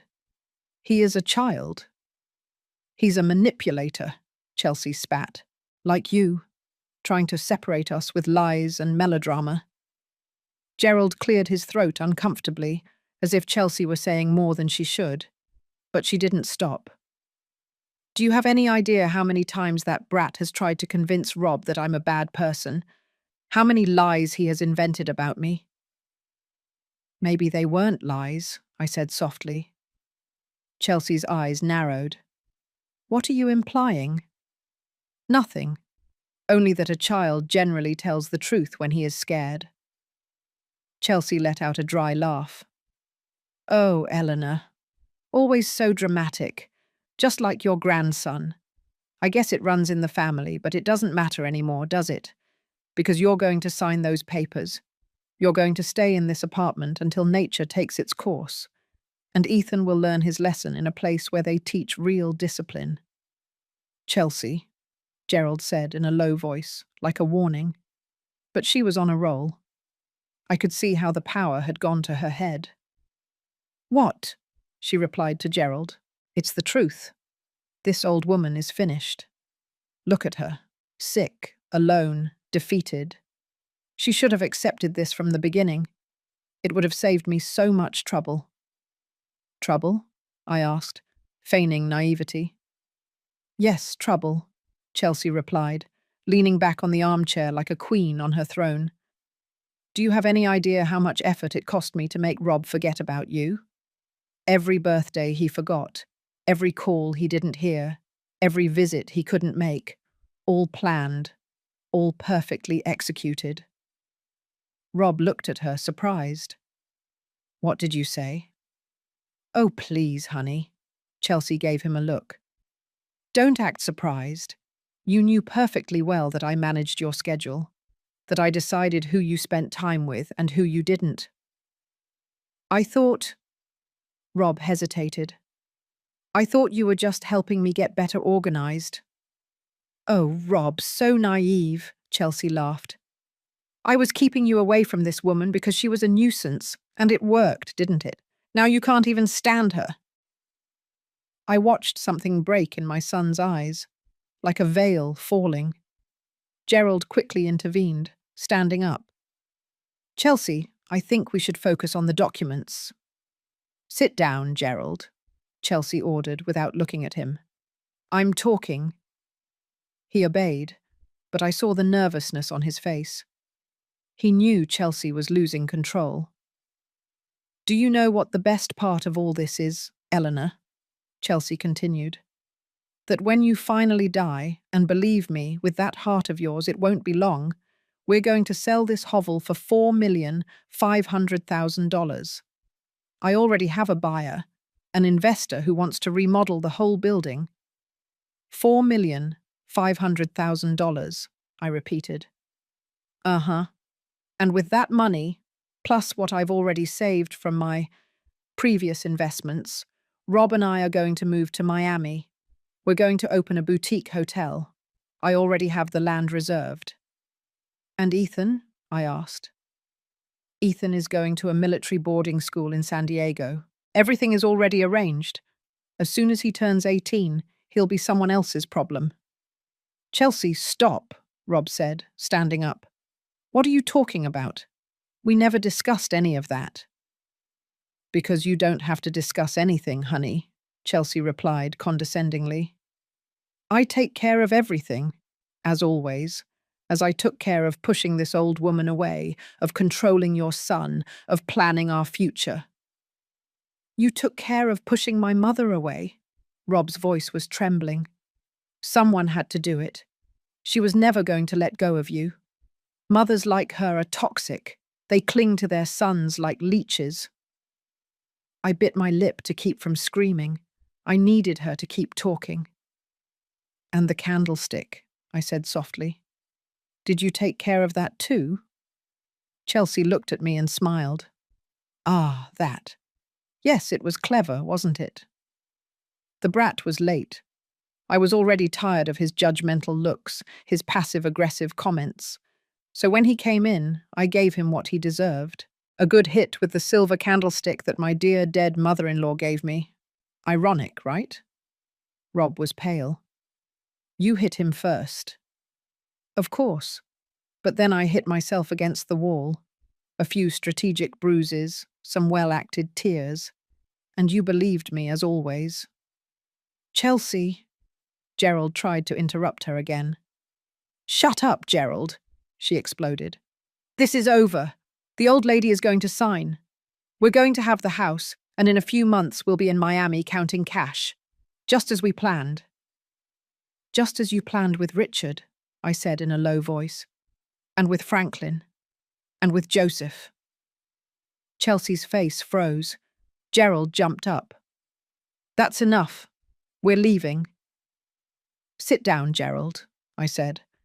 And this time my voice didn't sound tired or defeated. It sounded like the commander I was for 35 years. Because this is just beginning. I stood up and walked toward my bedroom door. I opened it. Linda came out with her laptop in her hands. Good afternoon, Linda said. Deputy Commander Linda Davis, Private Investigations. Everything you have just said has been recorded in high-definition audio and video.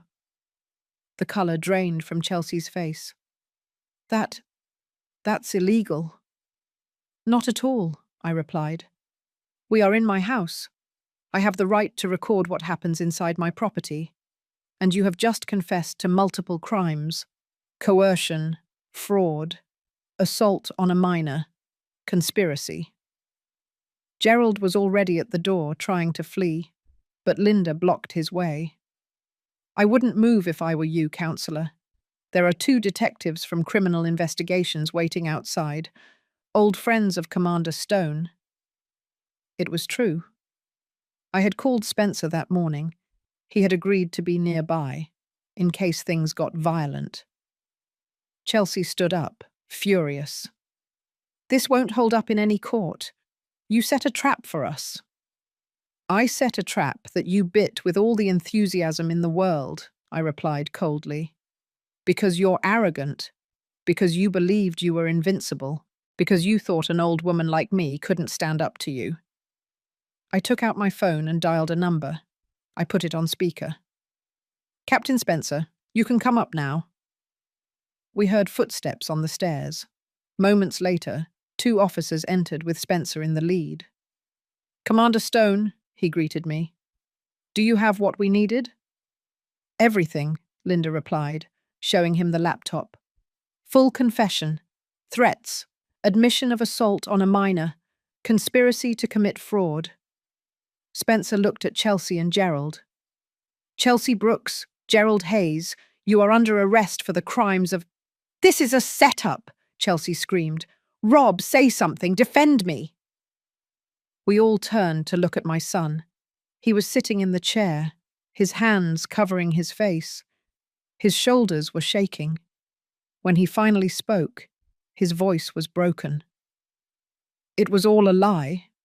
Everything you told me about my mother, about Ethan, about everything? Chelsea looked at him, and for the first time, I saw something close to panic in her eyes. Honey, no. I love you. Everything I did was for us. You used me, Rob said, looking up. There were tears in his eyes. You turned me against my mother. You hit my son. All for money. It wasn't just for money, Chelsea insisted. I wanted a better life for us. Liar, Rob exploded, standing up. You never loved me. You only wanted my inheritance, like you did with the others. The officers handcuffed Chelsea. She kept screaming, trying to reach Rob. Rob, please, don't let them take me. I'm your wife. But my son just turned away. Gerald was handcuffed in silence, with the resignation of someone who knows the game is over. As they were being led out of the apartment, Spencer approached me. "Commander, I need you to come in tomorrow to give a formal statement. This is going to be long, but with this evidence, there's no way they're getting out." "I'll be there." Dibs. When they left, only Linda, Rob, and I remained. The silence was deafening. Rob looked at me, and for the first time in 5 years, he truly saw me. "Mum," his voice broke. "I'm sorry. I'm so sorry." I wanted to run to him. I wanted to hug him. But something stopped me. Years of pain, years of abandonment, years of tears. "No, Rob," I said softly. "Not yet. And I'm sorry doesn't fix 5 years of forgetting me. It doesn't fix you believing a stranger over your own mother. It doesn't fix you letting that woman hit your son." He nodded, tears streaming down his face. "I know. You're right. I don't deserve your forgiveness." "It's not about deserving it," I replied. "It's about earning it. And that's going to take time. A lot of time." I walked up to him. I placed my hand on his cheek. "But you are my son. And even though you forgot me, I never forgot you. So we are going to heal this, together, slowly, but only if you are willing to do the real work." "Anything, Mum, anything." Linda discreetly gathered her things and said goodbye. When she was gone, Rob and I stayed in my living room, the same place where years ago he played with him when he was a child, the same place where we celebrated his birthdays, the same place he had stopped visiting. "Where is Ethan?" he asked. "Safe, with Linda and her husband." "I need to see him. I need—" His voice broke. "I need to ask for his forgiveness." "You will. But first you need to understand something, Rob. Ethan suffered. For months, and you didn't see it. Not because you couldn't, but because you chose not to see it." "I know. And I'll carry that guilt for the rest of my life." "Good. Because that guilt will remind you not to fail like that ever again." We stayed in silence for a moment. Then I hugged him, and he cried in my arms like when he was a child. Because at the end of the day, he was still my son. And even though he had broken my heart, I was his mother. And mothers never stop loving, even when it hurts. Justice was just beginning. But the hardest part would not be seeing Chelsea pay for her crimes. It would be rebuilding a family that she had destroyed, piece by piece. A week later, I was sitting in a downtown restaurant. I had chosen the place carefully. The Oak Leaf Cafe, a spacious place with a patio, known for its traditional food and family atmosphere. It had tables far enough apart for privacy, but it was also busy enough to have witnesses to what was about to happen. Linda was at a nearby table, with her laptop and recording equipment discreetly hidden. Captain Spencer had also agreed to come, off duty, but present.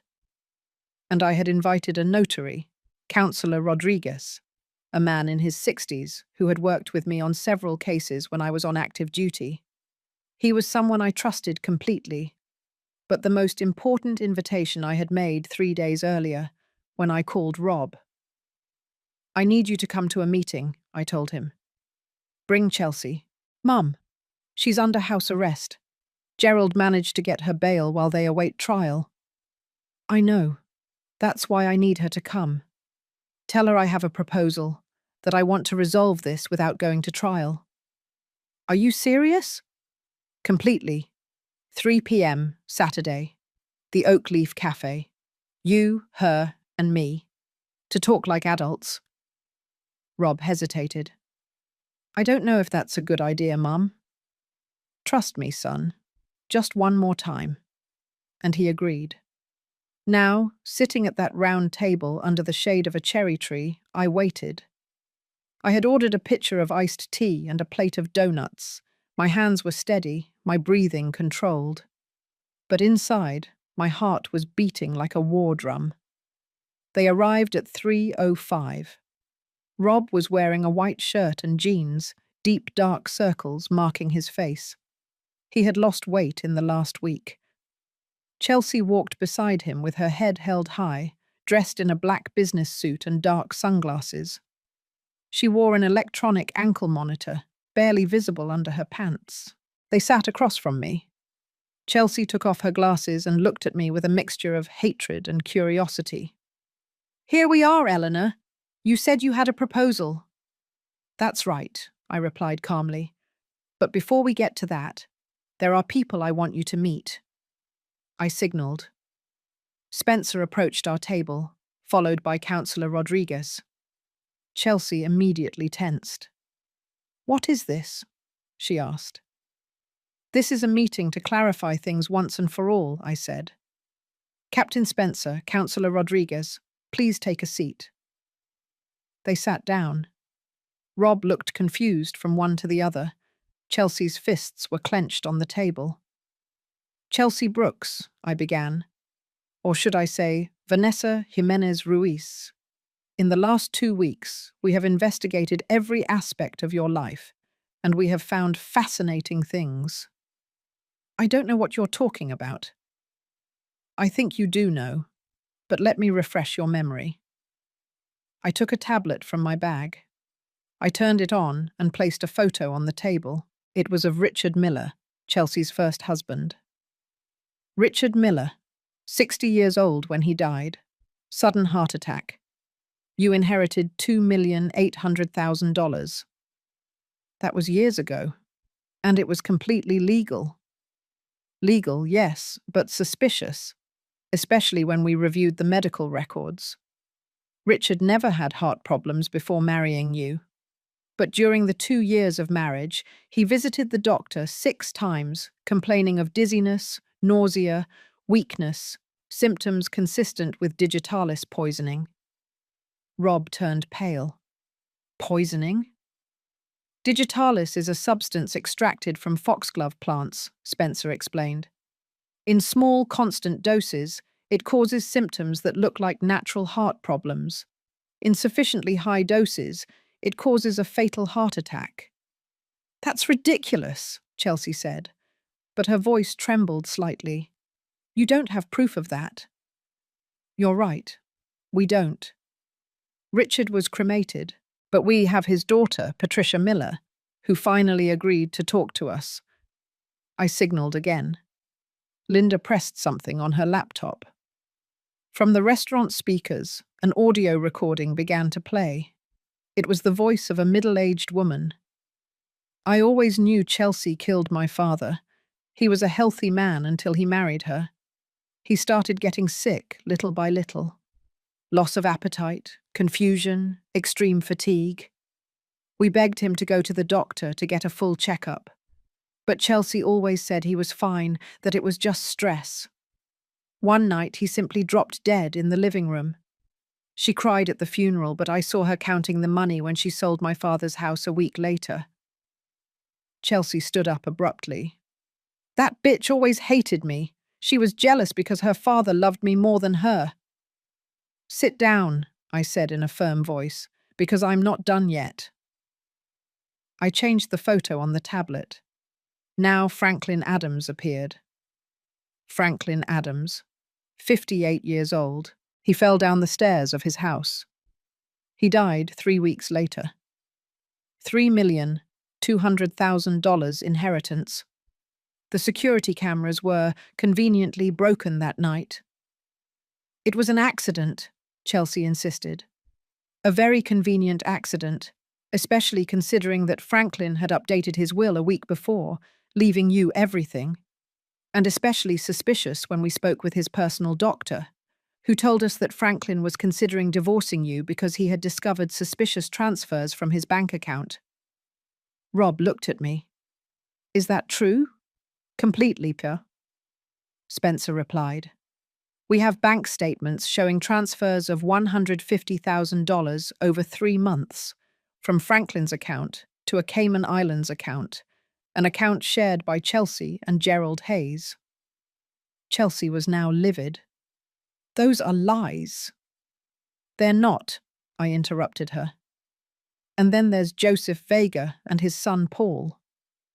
I placed another photo, a young man of 26, smiling, in a university graduation photo. Paul Vega, civil engineer like his father. He disappeared 6 months after you married Joseph. He left a text message saying he was going abroad. He has never been heard from again. That boy decided to leave on his own.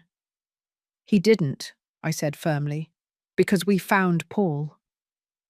The silence was absolute. Even the restaurant noise seemed to stop. What? Chelsea whispered. Linda approached with another laptop. A video appeared on the screen. It was a thin young man with an unkempt beard, sitting in what looked like a hospital room. I pressed play.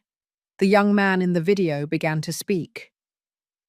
My name is Paul Vega Rodriguez. I am 30 years old. 4 years ago, Chelsea Brooks, my father's wife, drugged me with something in my coffee. When I woke up, I was in a place I didn't recognize. A man named Gerald Hayes told me that if I returned to the States or contacted my father, he would make sure my father had a fatal accident. He gave me money, a fake passport, and sent me to Guatemala. I've lived there ever since, afraid to return. But when Investigator Davis found me and told me that Chelsea was doing the same thing to another family, I knew I had to speak up. Chelsea collapsed into her chair. Her face had lost all colour. No. Paul is in protective custody now, Spencer said. He is going to testify. And with his testimony, plus the recordings we have of you, plus the bank statements, plus the testimonies of the previous families, Chelsea, you are going to spend the rest of your life in prison. And Gerald Hayes, I added. He already sang, by the way. When we showed him all the evidence, he made a deal with the prosecution. He confessed everything in exchange for a reduced sentence. He gave us details of every case, every scam, every crime. Rob had his head in his hands, his shoulders shaking. My God! My God! Chelsea looked at me with pure hatred. You were always a damn meddler. No, I replied. I am a mother protecting her family, and I am a former commander who knows how to recognize a criminal when I see one. I stood up. Councillor Rodriguez took some documents from his briefcase. The documents you signed at my house are completely void, by the way. The coercion clause automatically invalidates them. My property is still mine, and Ethan is under my full legal custody now. Rob signed the papers yesterday. I looked at my son. He nodded with tears in his eyes. Chelsea Brooks, Spencer said, standing up. You are formally charged with fraud, extortion, attempted murder, kidnapping, and conspiracy to commit murder. Your house arrest has been revoked. Officers, please. 2 police officers who had been waiting nearby approached. Chelsea tried to resist as they put the handcuffs on her. Rob, help me. Tell them this is a mistake. Rob looked at her. Tears rolled down his face. But when he spoke, his voice was firm. I can't help you, Chelsea, because all of this is true, and I was too blind to see it. As they led her away, Chelsea screamed, cursed, threatened, but no one was listening to her anymore. The other diners in the restaurant watched the scene with a mixture of shock and curiosity. When the restaurant finally returned to relative silence, Rob looked at me. Why did you do it here? Why not just at the precinct? Because you needed to see it, son. You needed to see who she really was. With witnesses, with evidence, without a shadow of a doubt. You needed your last image of her not to be the crying victim who says you are cruel. You needed to see the real Chelsea, A cornered criminal who will finally pay for her crimes. Rob nodded slowly. And now what? Now comes the hard part, I said, sitting down again. Rebuilding our family, healing the wounds, recovering the lost time. Do you think it's possible? I don't know, but we are going to try. Because despite everything, you are still my son, and Ethan deserves to have his father back. Spencer and Councillor Rodriguez said goodbye discreetly. Linda packed up her equipment and left too, not without giving me a knowing wink. Rob and I were left alone at that table, under the cherry tree, with a half-drunk pitcher of iced tea and donuts no one had touched. "Can I see Ethan today?" Rob asked. "If he wants to see you, yes. And if he doesn't want to? Then you'll wait, and you'll keep waiting until he's ready. Because that's what parents do, Rob. They wait, they fight, they don't give up. Like you never gave up on me. Like I never gave up on you." I paid the bill and we walked out of the restaurant together. The afternoon sun painted the sky orange and pink. The city buzzed with its usual noise. Horns, street vendors, music coming from a nearby store. It was an ordinary day for everyone else. But for us, it was the first day of the rest of our lives. The first day without Chelsea poisoning everything around her. The first day of a possible healing. And although the path would be long and painful, at least now we could walk it together. Chelsea would face justice. But the real battle was just beginning. Proving to Ethan that we could be a family again. And that would require something more than evidence and arrests. It would require love, patience, and time. 3 months after the arrest, I was sitting in the courtroom of the Supreme Court building. The place smelled of old wood and ancient papers. The polished wooden benches were full of people. Journalists who had followed the case, onlookers, families of Chelsea's previous victims. Ethan was sitting to my right, in a suit we had bought especially for this occasion. To my left, Rob. In the preceding weeks, father and son had begun a slow process of reconciliation. It wasn't easy. There were tears, uncomfortable silences, difficult conversations. But they were trying, and that was all that mattered. Linda was a few rows back, next to Spencer. Both had worked tirelessly to build the case against Chelsea and Gerald, and today, finally the sentence would be handed down. The side door opened. 2 guards entered, escorting Chelsea. Nothing remained of the elegant, confident woman I had known years ago. She wore the orange prison uniform, her hair unkempt and pulled back in a sloppy ponytail, with no makeup. She had lost weight. She had deep circles under her eyes. But what struck me most was her gaze. There was no more arrogance, only resentment and defeat.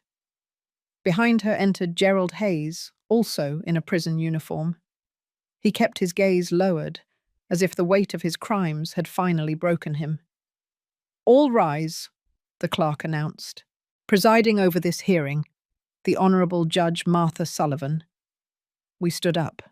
The judge entered, a woman about 55 years old, with short grey hair and an expression that revealed nothing. She sat on her bench and motioned for us to do the same. "Good morning," she began. "We are here to sentence the state versus Vanessa Jimenez Ruiz, also known as Chelsea Brooks, and Gerald Hayes. The defendants have been found guilty by a jury of their peers of the following crimes: aggravated fraud, extortion, attempted murder, kidnapping, criminal association, and conspiracy to commit murder." The judge's voice resonated through the room. Every word was like a hammer blow. "Before proceeding with the sentence, does any of the victims wish to make a statement?" The prosecutor looked at me. I nodded and stood up.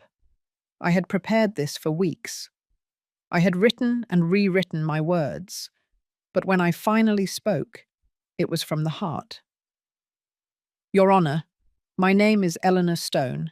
I was a commander in criminal investigations for 35 years.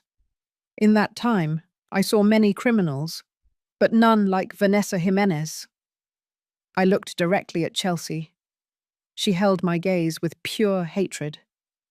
She did not destroy only properties or bank accounts. She destroyed families. She destroyed the trust between fathers and sons. She manipulated, she lied, and when her lies were not enough, she resorted to violence. My grandson has a permanent scar on his eyebrow because of her. My son lost 5 years of relationship with me because of her, and other families lost much more. Patricia Miller was sitting in the front row. She nodded with tears in her eyes. But beyond the material or physical damage, Chelsea is dangerous because she completely lacks empathy. She has no remorse. Even now, even after being exposed, she has not shown a single ounce of repentance. And that, Your Honour, is what makes her truly dangerous.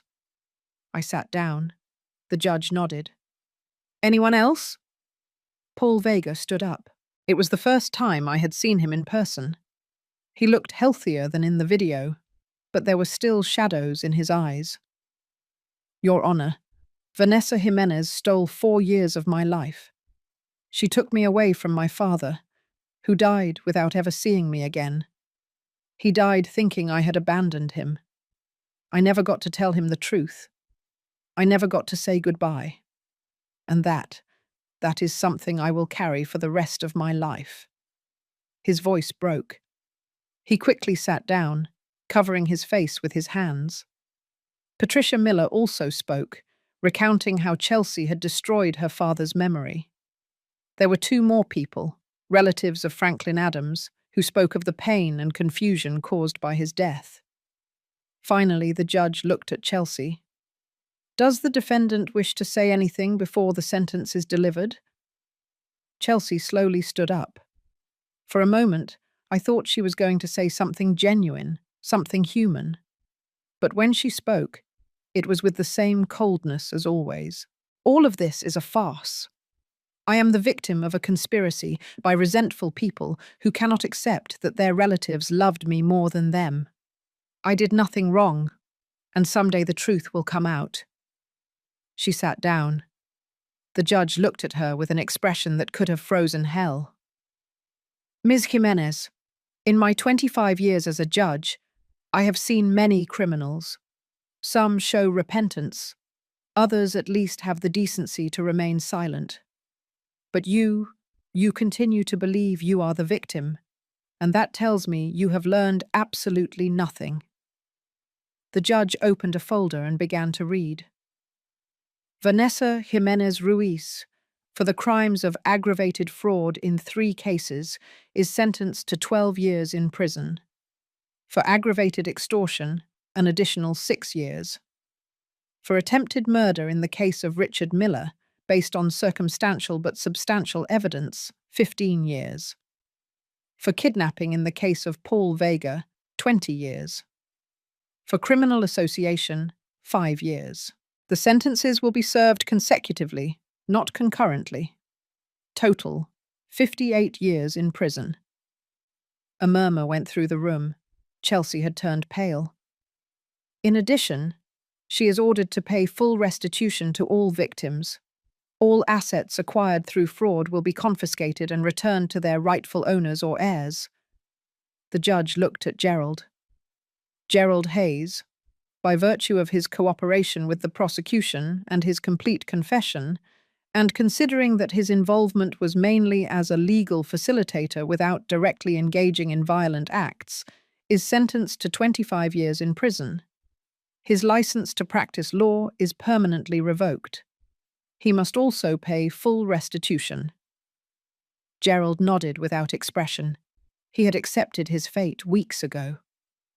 This court is adjourned. The final gavel echoed in the room.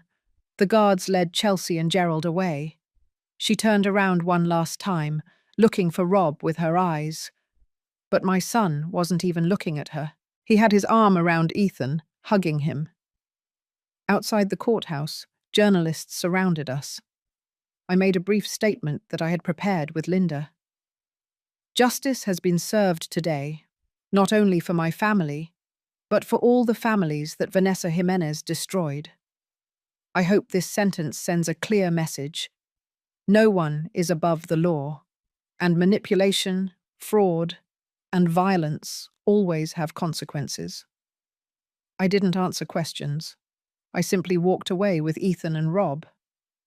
That night, in my apartment, the three of us ate dinner together. I had prepared meatloaf, mashed potatoes, and fresh biscuits. Ethan ate with appetite for the first time in months. Rob helped serve the water, clear the plates, small gestures that showed he was trying to be part of the family again. "How do you feel, son?" I asked Ethan after dinner, as we washed the dishes together. "Relieved," he replied, "but also sad." "Sad why?" "Because my dad lost years with that woman. Because you suffered. Because we could have been happy all this time, and we weren't. The past cannot be changed, Ethan. We can only learn from it and build something better moving forward." "Do you think Dad and I can be like before?" "No, you won't be like before. You're going to be something different. And if you do it right, it will be something better." Rob appeared in the kitchen doorway. "Ethan, can I talk to you for a moment?" Ethan looked at me. I nodded. They went out onto the balcony together. Through the window, I watched them talk. I saw Rob cry, and how Ethan hugged him. I saw how finally, after so much pain, they were beginning to heal. 2 weeks later, Rob did something I didn't expect. He arrived at my apartment one Saturday morning with papers in his hand. "Mum, I want you to see this." They were legal documents. I read them carefully. "Are you sure about this?" "Completely sure." He had put the house where he lived with Chelsea up for sale. All the money from the sale would be divided into 3 parts.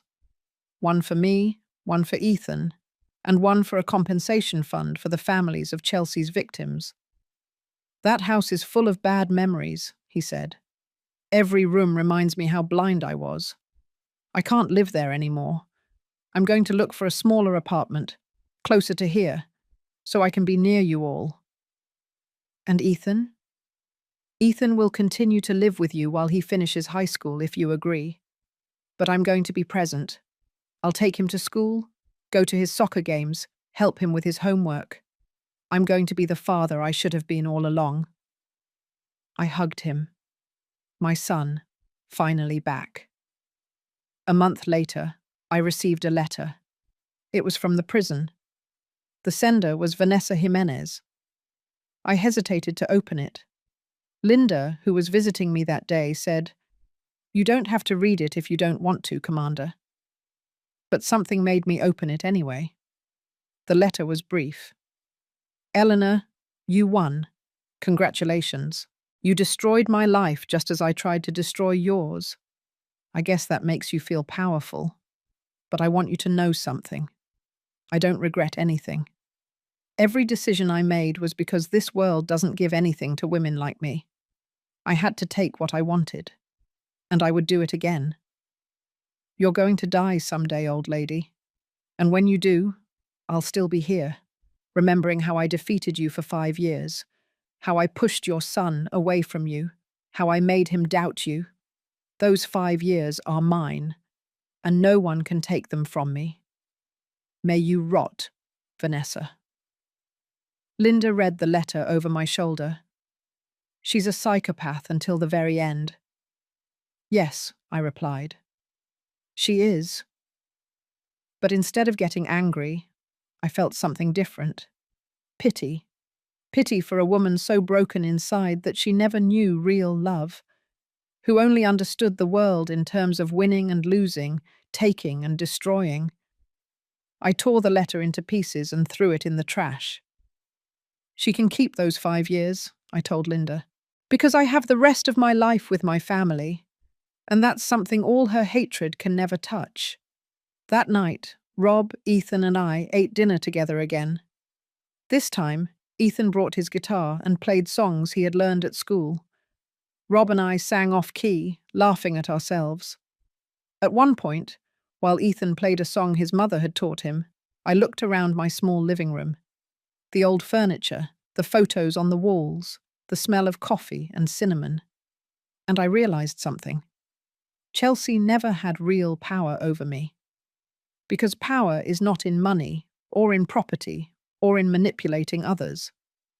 Power is in the love you give, in the roots you plant, in the family you build with patience and dedication. Chelsea could rot in her cell, clinging to those 5 years she stole from me. Because I had something she would never have. A family that loved me. A grandson who respected me.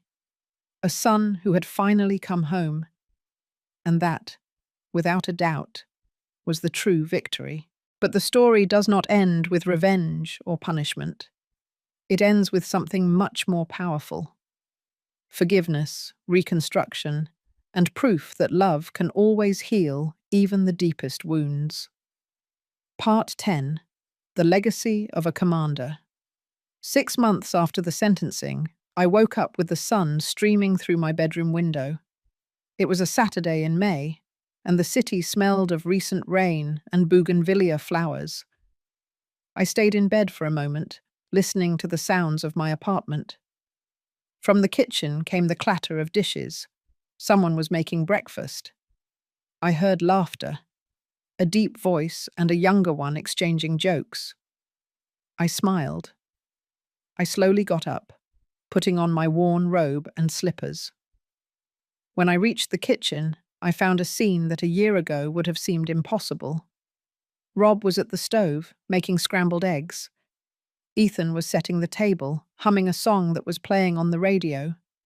They had made black coffee, donuts, and cut fruit. "Good morning, Grandma," Ethan said when he saw me. "Happy birthday." I had completely forgotten. 69 years, a whole life. "Oh, my boys, you didn't have to do this." "Of course we did," Rob said, turning to me with a smile. "It's your special day." We ate breakfast together at the small dining table. Ethan told me about his final math exam, which he had passed with a 9. Rob talked about his new job at a smaller construction company, where the atmosphere was better and the hours more reasonable. "I don't want to lose any more time," Rob said, looking into my eyes. "Money can wait. You can't." After breakfast, Ethan pulled out a package wrapped in green paper. "This is from both of us." I opened it carefully. Inside was a photo album, but they weren't old photos. They were new. Photos from the last 6 months. Ethan playing soccer with Rob watching from the stands. The 3 of us in the mall eating ice cream. A picture of Rob and me holding hands in front of the Lincoln Memorial. Ethan hugging me after his high school graduation. A photo of the 3 of us planting a tree in the community garden near my house. A cherry tree. Tears filled my eyes as I turned the pages. "Do you like it?" Ethan asked. "It's perfect, my boy. Perfect." On the last page was a photo of the 3 of us sitting on my sofa, smiling at the camera, and underneath, written in Rob's handwriting, "Family isn't just the blood you share, it's the love you choose to give every day. Thank you, Mum, for never giving up on us. We love you." I couldn't stop crying. Rob hugged me from one side, Ethan from the other. And in that moment, in that small kitchen of a modest apartment in Greenwich Village, I felt something I hadn't felt in years. Complete peace. "I have something to tell you," Rob said after a moment, pulling away slightly. "I've been going to therapy, twice a week for the last 4 months. I looked at him, surprised. "You hadn't told me." "I wanted to be sure it was working before I told you. I needed to understand why I was so blind with Chelsea, why I let her manipulate me so easily." "And what did you discover?" "That I never truly processed the death of Ethan's mum. That I felt guilty for being happy without her. And when Chelsea arrived, I filled that void with the first thing I found, regardless of whether it was real or not. And in the process, I hurt the people who truly loved me. Dad, Ethan said softly, we already talked about this. I already forgave you. I know, son, but I'm still learning to forgive myself. That takes time, I said, but the fact that you're doing the work, that you're facing your mistakes, is already a huge step. Rob nodded. The therapist helped me understand something else. He told me that you, Mum, were an example of strength all my life. And maybe that's why I never told you when I was suffering, because I thought I had to be as strong as you. Son, strength doesn't mean not asking for help. It means knowing when you need support and having the courage to ask for it. I know that now, and that's why I also want you to know something. I'm proud of you. I always was, but I never told you enough. Those words, so simple, touched me deeper than anything. I'm proud of you too, Rob, of the man you are today, of the father you are becoming again. We spent the rest of the day together. We went for a walk in Central Park. Ethan ran ahead, taking photos with his phone. Rob and I walked slowly, enjoying the sun and the breeze. Mum, are you ever going to tell me about your work on the police force? Rob asked suddenly. I grew up seeing you were a commander, but you never talked about it at home. I never wanted to bring that darkness into our home, I replied. I saw very difficult things, very bad people, and when I came home, I just wanted to be your mum, not Commander Stone. But that part of you is important too. It's also part of what makes you, you. We sat on a bench under a centenary oak tree. What do you want to know? What was the hardest case you solved? I thought for a moment. There was one. An 8-year-old girl disappeared from her school. Everyone thought she was dead. But I kept looking. For 3 weeks, I practically didn't sleep. I checked cameras, interrogated hundreds of people, followed every lead, no matter how small. And finally, we found her. Alive. Scared, but alive. She was hidden in a neighbor's basement. And the neighbor? He's serving a life sentence. But that girl, she grew up, studied medicine, and is now a pediatrician. She sends me a card every Christmas. She says I saved her life. But actually, she gave meaning to mine. That's why you were so tenacious with Chelsea, Rob said. Because you know how to investigate, how to not give up. Yes, but also because it was my family. And for my family, I will always fight. Ethan came running back, excited. Grandma, Dad, there's a music festival over there. Can we go? Let's go, I said, standing up. We went to the festival. It was a Mother's Day celebration with local music, food stalls, and crafts. We ate street corn, drank lemonade, and danced to the rhythm of a local band playing old songs. At one point, while Ethan was buying cotton candy, Rob took my hands and made me dance to Amazing Grace. I laughed like I hadn't laughed in years. People around us looked and smiled. This, Rob said, spinning me clumsily, this is what we should have been doing all along, laughing together, enjoying together. It's never too late to start, son. When we returned home at dusk, we were tired but happy. Ethan went to his room to do homework. Rob and I stayed in the living room, drinking chamomile tea. Mum, there's something else I want to tell you. Tell me. I'm thinking of starting to date someone. A co-worker. Her name is Eleanor. She's an architect. She has a 12-year-old daughter. My first instinct was to tense up, but I took a deep breath. What is she like? Kind. Genuine. Divorced 3 years ago. She has no interest in my money because she earns more than me. He smiled. And most importantly, when I told her what happened with Chelsea about my mistakes, She didn't run away. She listened to me, and she told me that everyone deserves a second chance if they are willing to do the work. She sounds like a smart woman. She is, and I would like you to meet her, but only if you are ready. I won't pressure you. Does Ethan know her? Not yet. I wanted to talk to you first, because after what happened, I need to do things right. I need us all to be on the same page. I placed my hand on his. Son, you deserve to be happy. You deserve love. Just take your time. Get to know her well, and when you're sure, when you know it's real, then introduce us. Thank you, Mum. But Rob, one thing. Yes? If ever in any future relationship you feel someone is pulling you away from your family, from Ethan, from me, promise me you will stop it immediately. I promise you, I will never let anyone separate me from you again. That night, before sleeping, I went out onto the balcony. The city glowed under the night lights. I could hear the murmur of traffic, the voices of neighbours, distant music from some party. I thought about the path we had travelled, the pain, the tears, the fights. Chelsea and her wickedness, the lost years, the wounds, gilises that were still healing.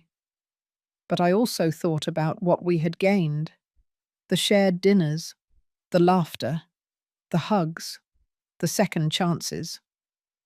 Ethan came out onto the balcony, a blanket over his shoulders. Can't sleep, Grandma. I was just thinking. About what? That it was worth it. Every tear, every fight, every difficult moment. It was worth it to get to this moment. Ethan walked closer and hugged me. Grandma, there's something I've never told you. When I was at my worst with Chelsea, when I felt like no one believed me, I held on to one thought. That you would never abandon me. That no matter what, you would always be on my side. And I always will be, my boy, until my last breath. That's why I want to be like you when I grow up. Strong, brave, someone who fights for the people they love. You already are all of that, Ethan. You already are. Do you know what I'm going to study? What, son? Law. I want to be a lawyer, but not like Gerald. I want to defend families like ours, children no one believes, people who need someone to fight for them. Tears rolled down my cheeks. Your mother would be so proud of you. And you make me proud too, Grandma, because you taught me that giving up is never an option.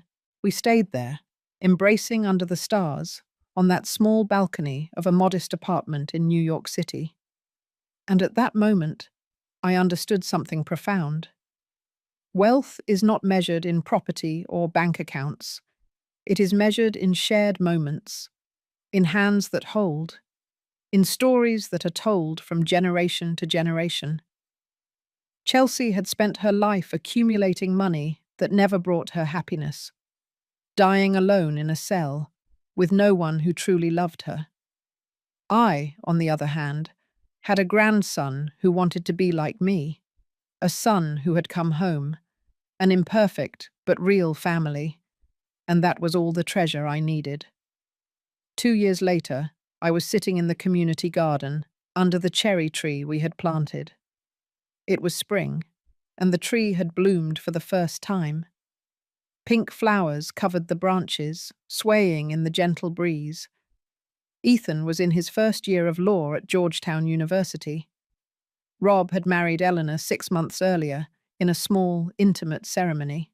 I had walked him down the aisle, and when he asked if I approved of the marriage, I said, "Son, you are already a man.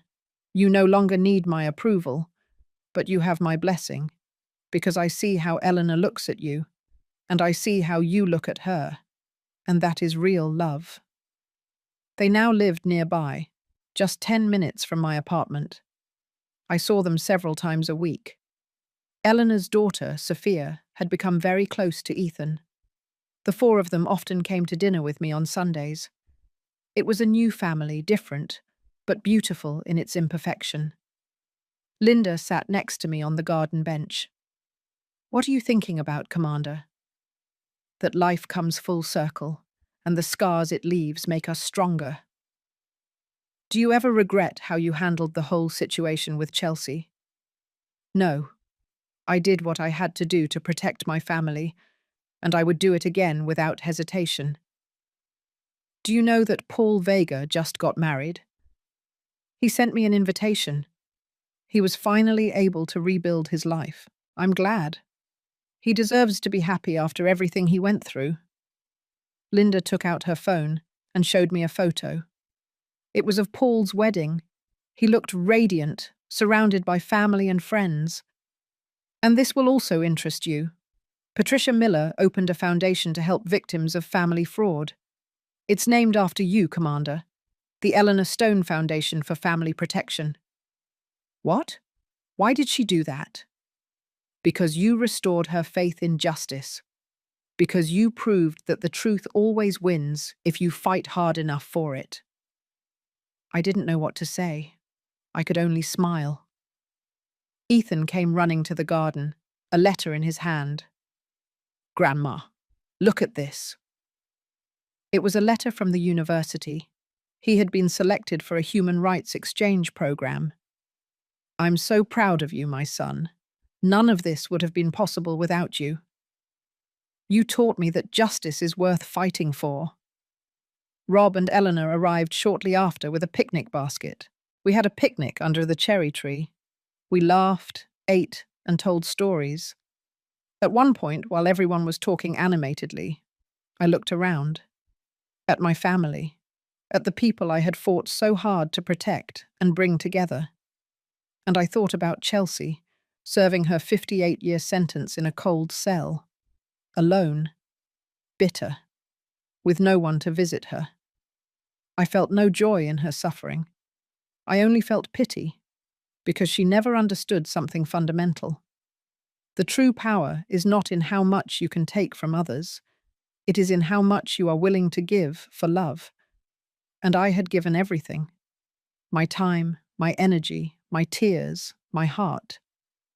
But in return, I had received something that no money can buy. A family that loved me. A legacy of justice. And the certainty that when my last day came, I would not die alone or forgotten. I would die surrounded by love, and that love would continue to live in Ethan, in Rob, in the generations to come, because that is the true legacy of a mother, of a grandmother, of a woman who refused to surrender. Not the properties she leaves behind, but the love she sowed, and that love, planted with patience and watered with tears, had finally bloomed, like the cherry tree under which we now rested. Beautiful, strong, eternal, end. If this story touched your heart, if you have ever had to fight for your family or defend those you love, leave me a comment telling me where you are watching from. What country? What city? I would love to know that these words reached you, wherever you are. And remember, family is not always perfect. Sometimes it is broken. Sometimes it hurts. But if there is true love, there is always hope of healing. Like this video if you believe in second chances. Subscribe for more stories that will make you feel, think, and believe in justice. Because true wealth is not in what you possess, but in what you refuse to lose.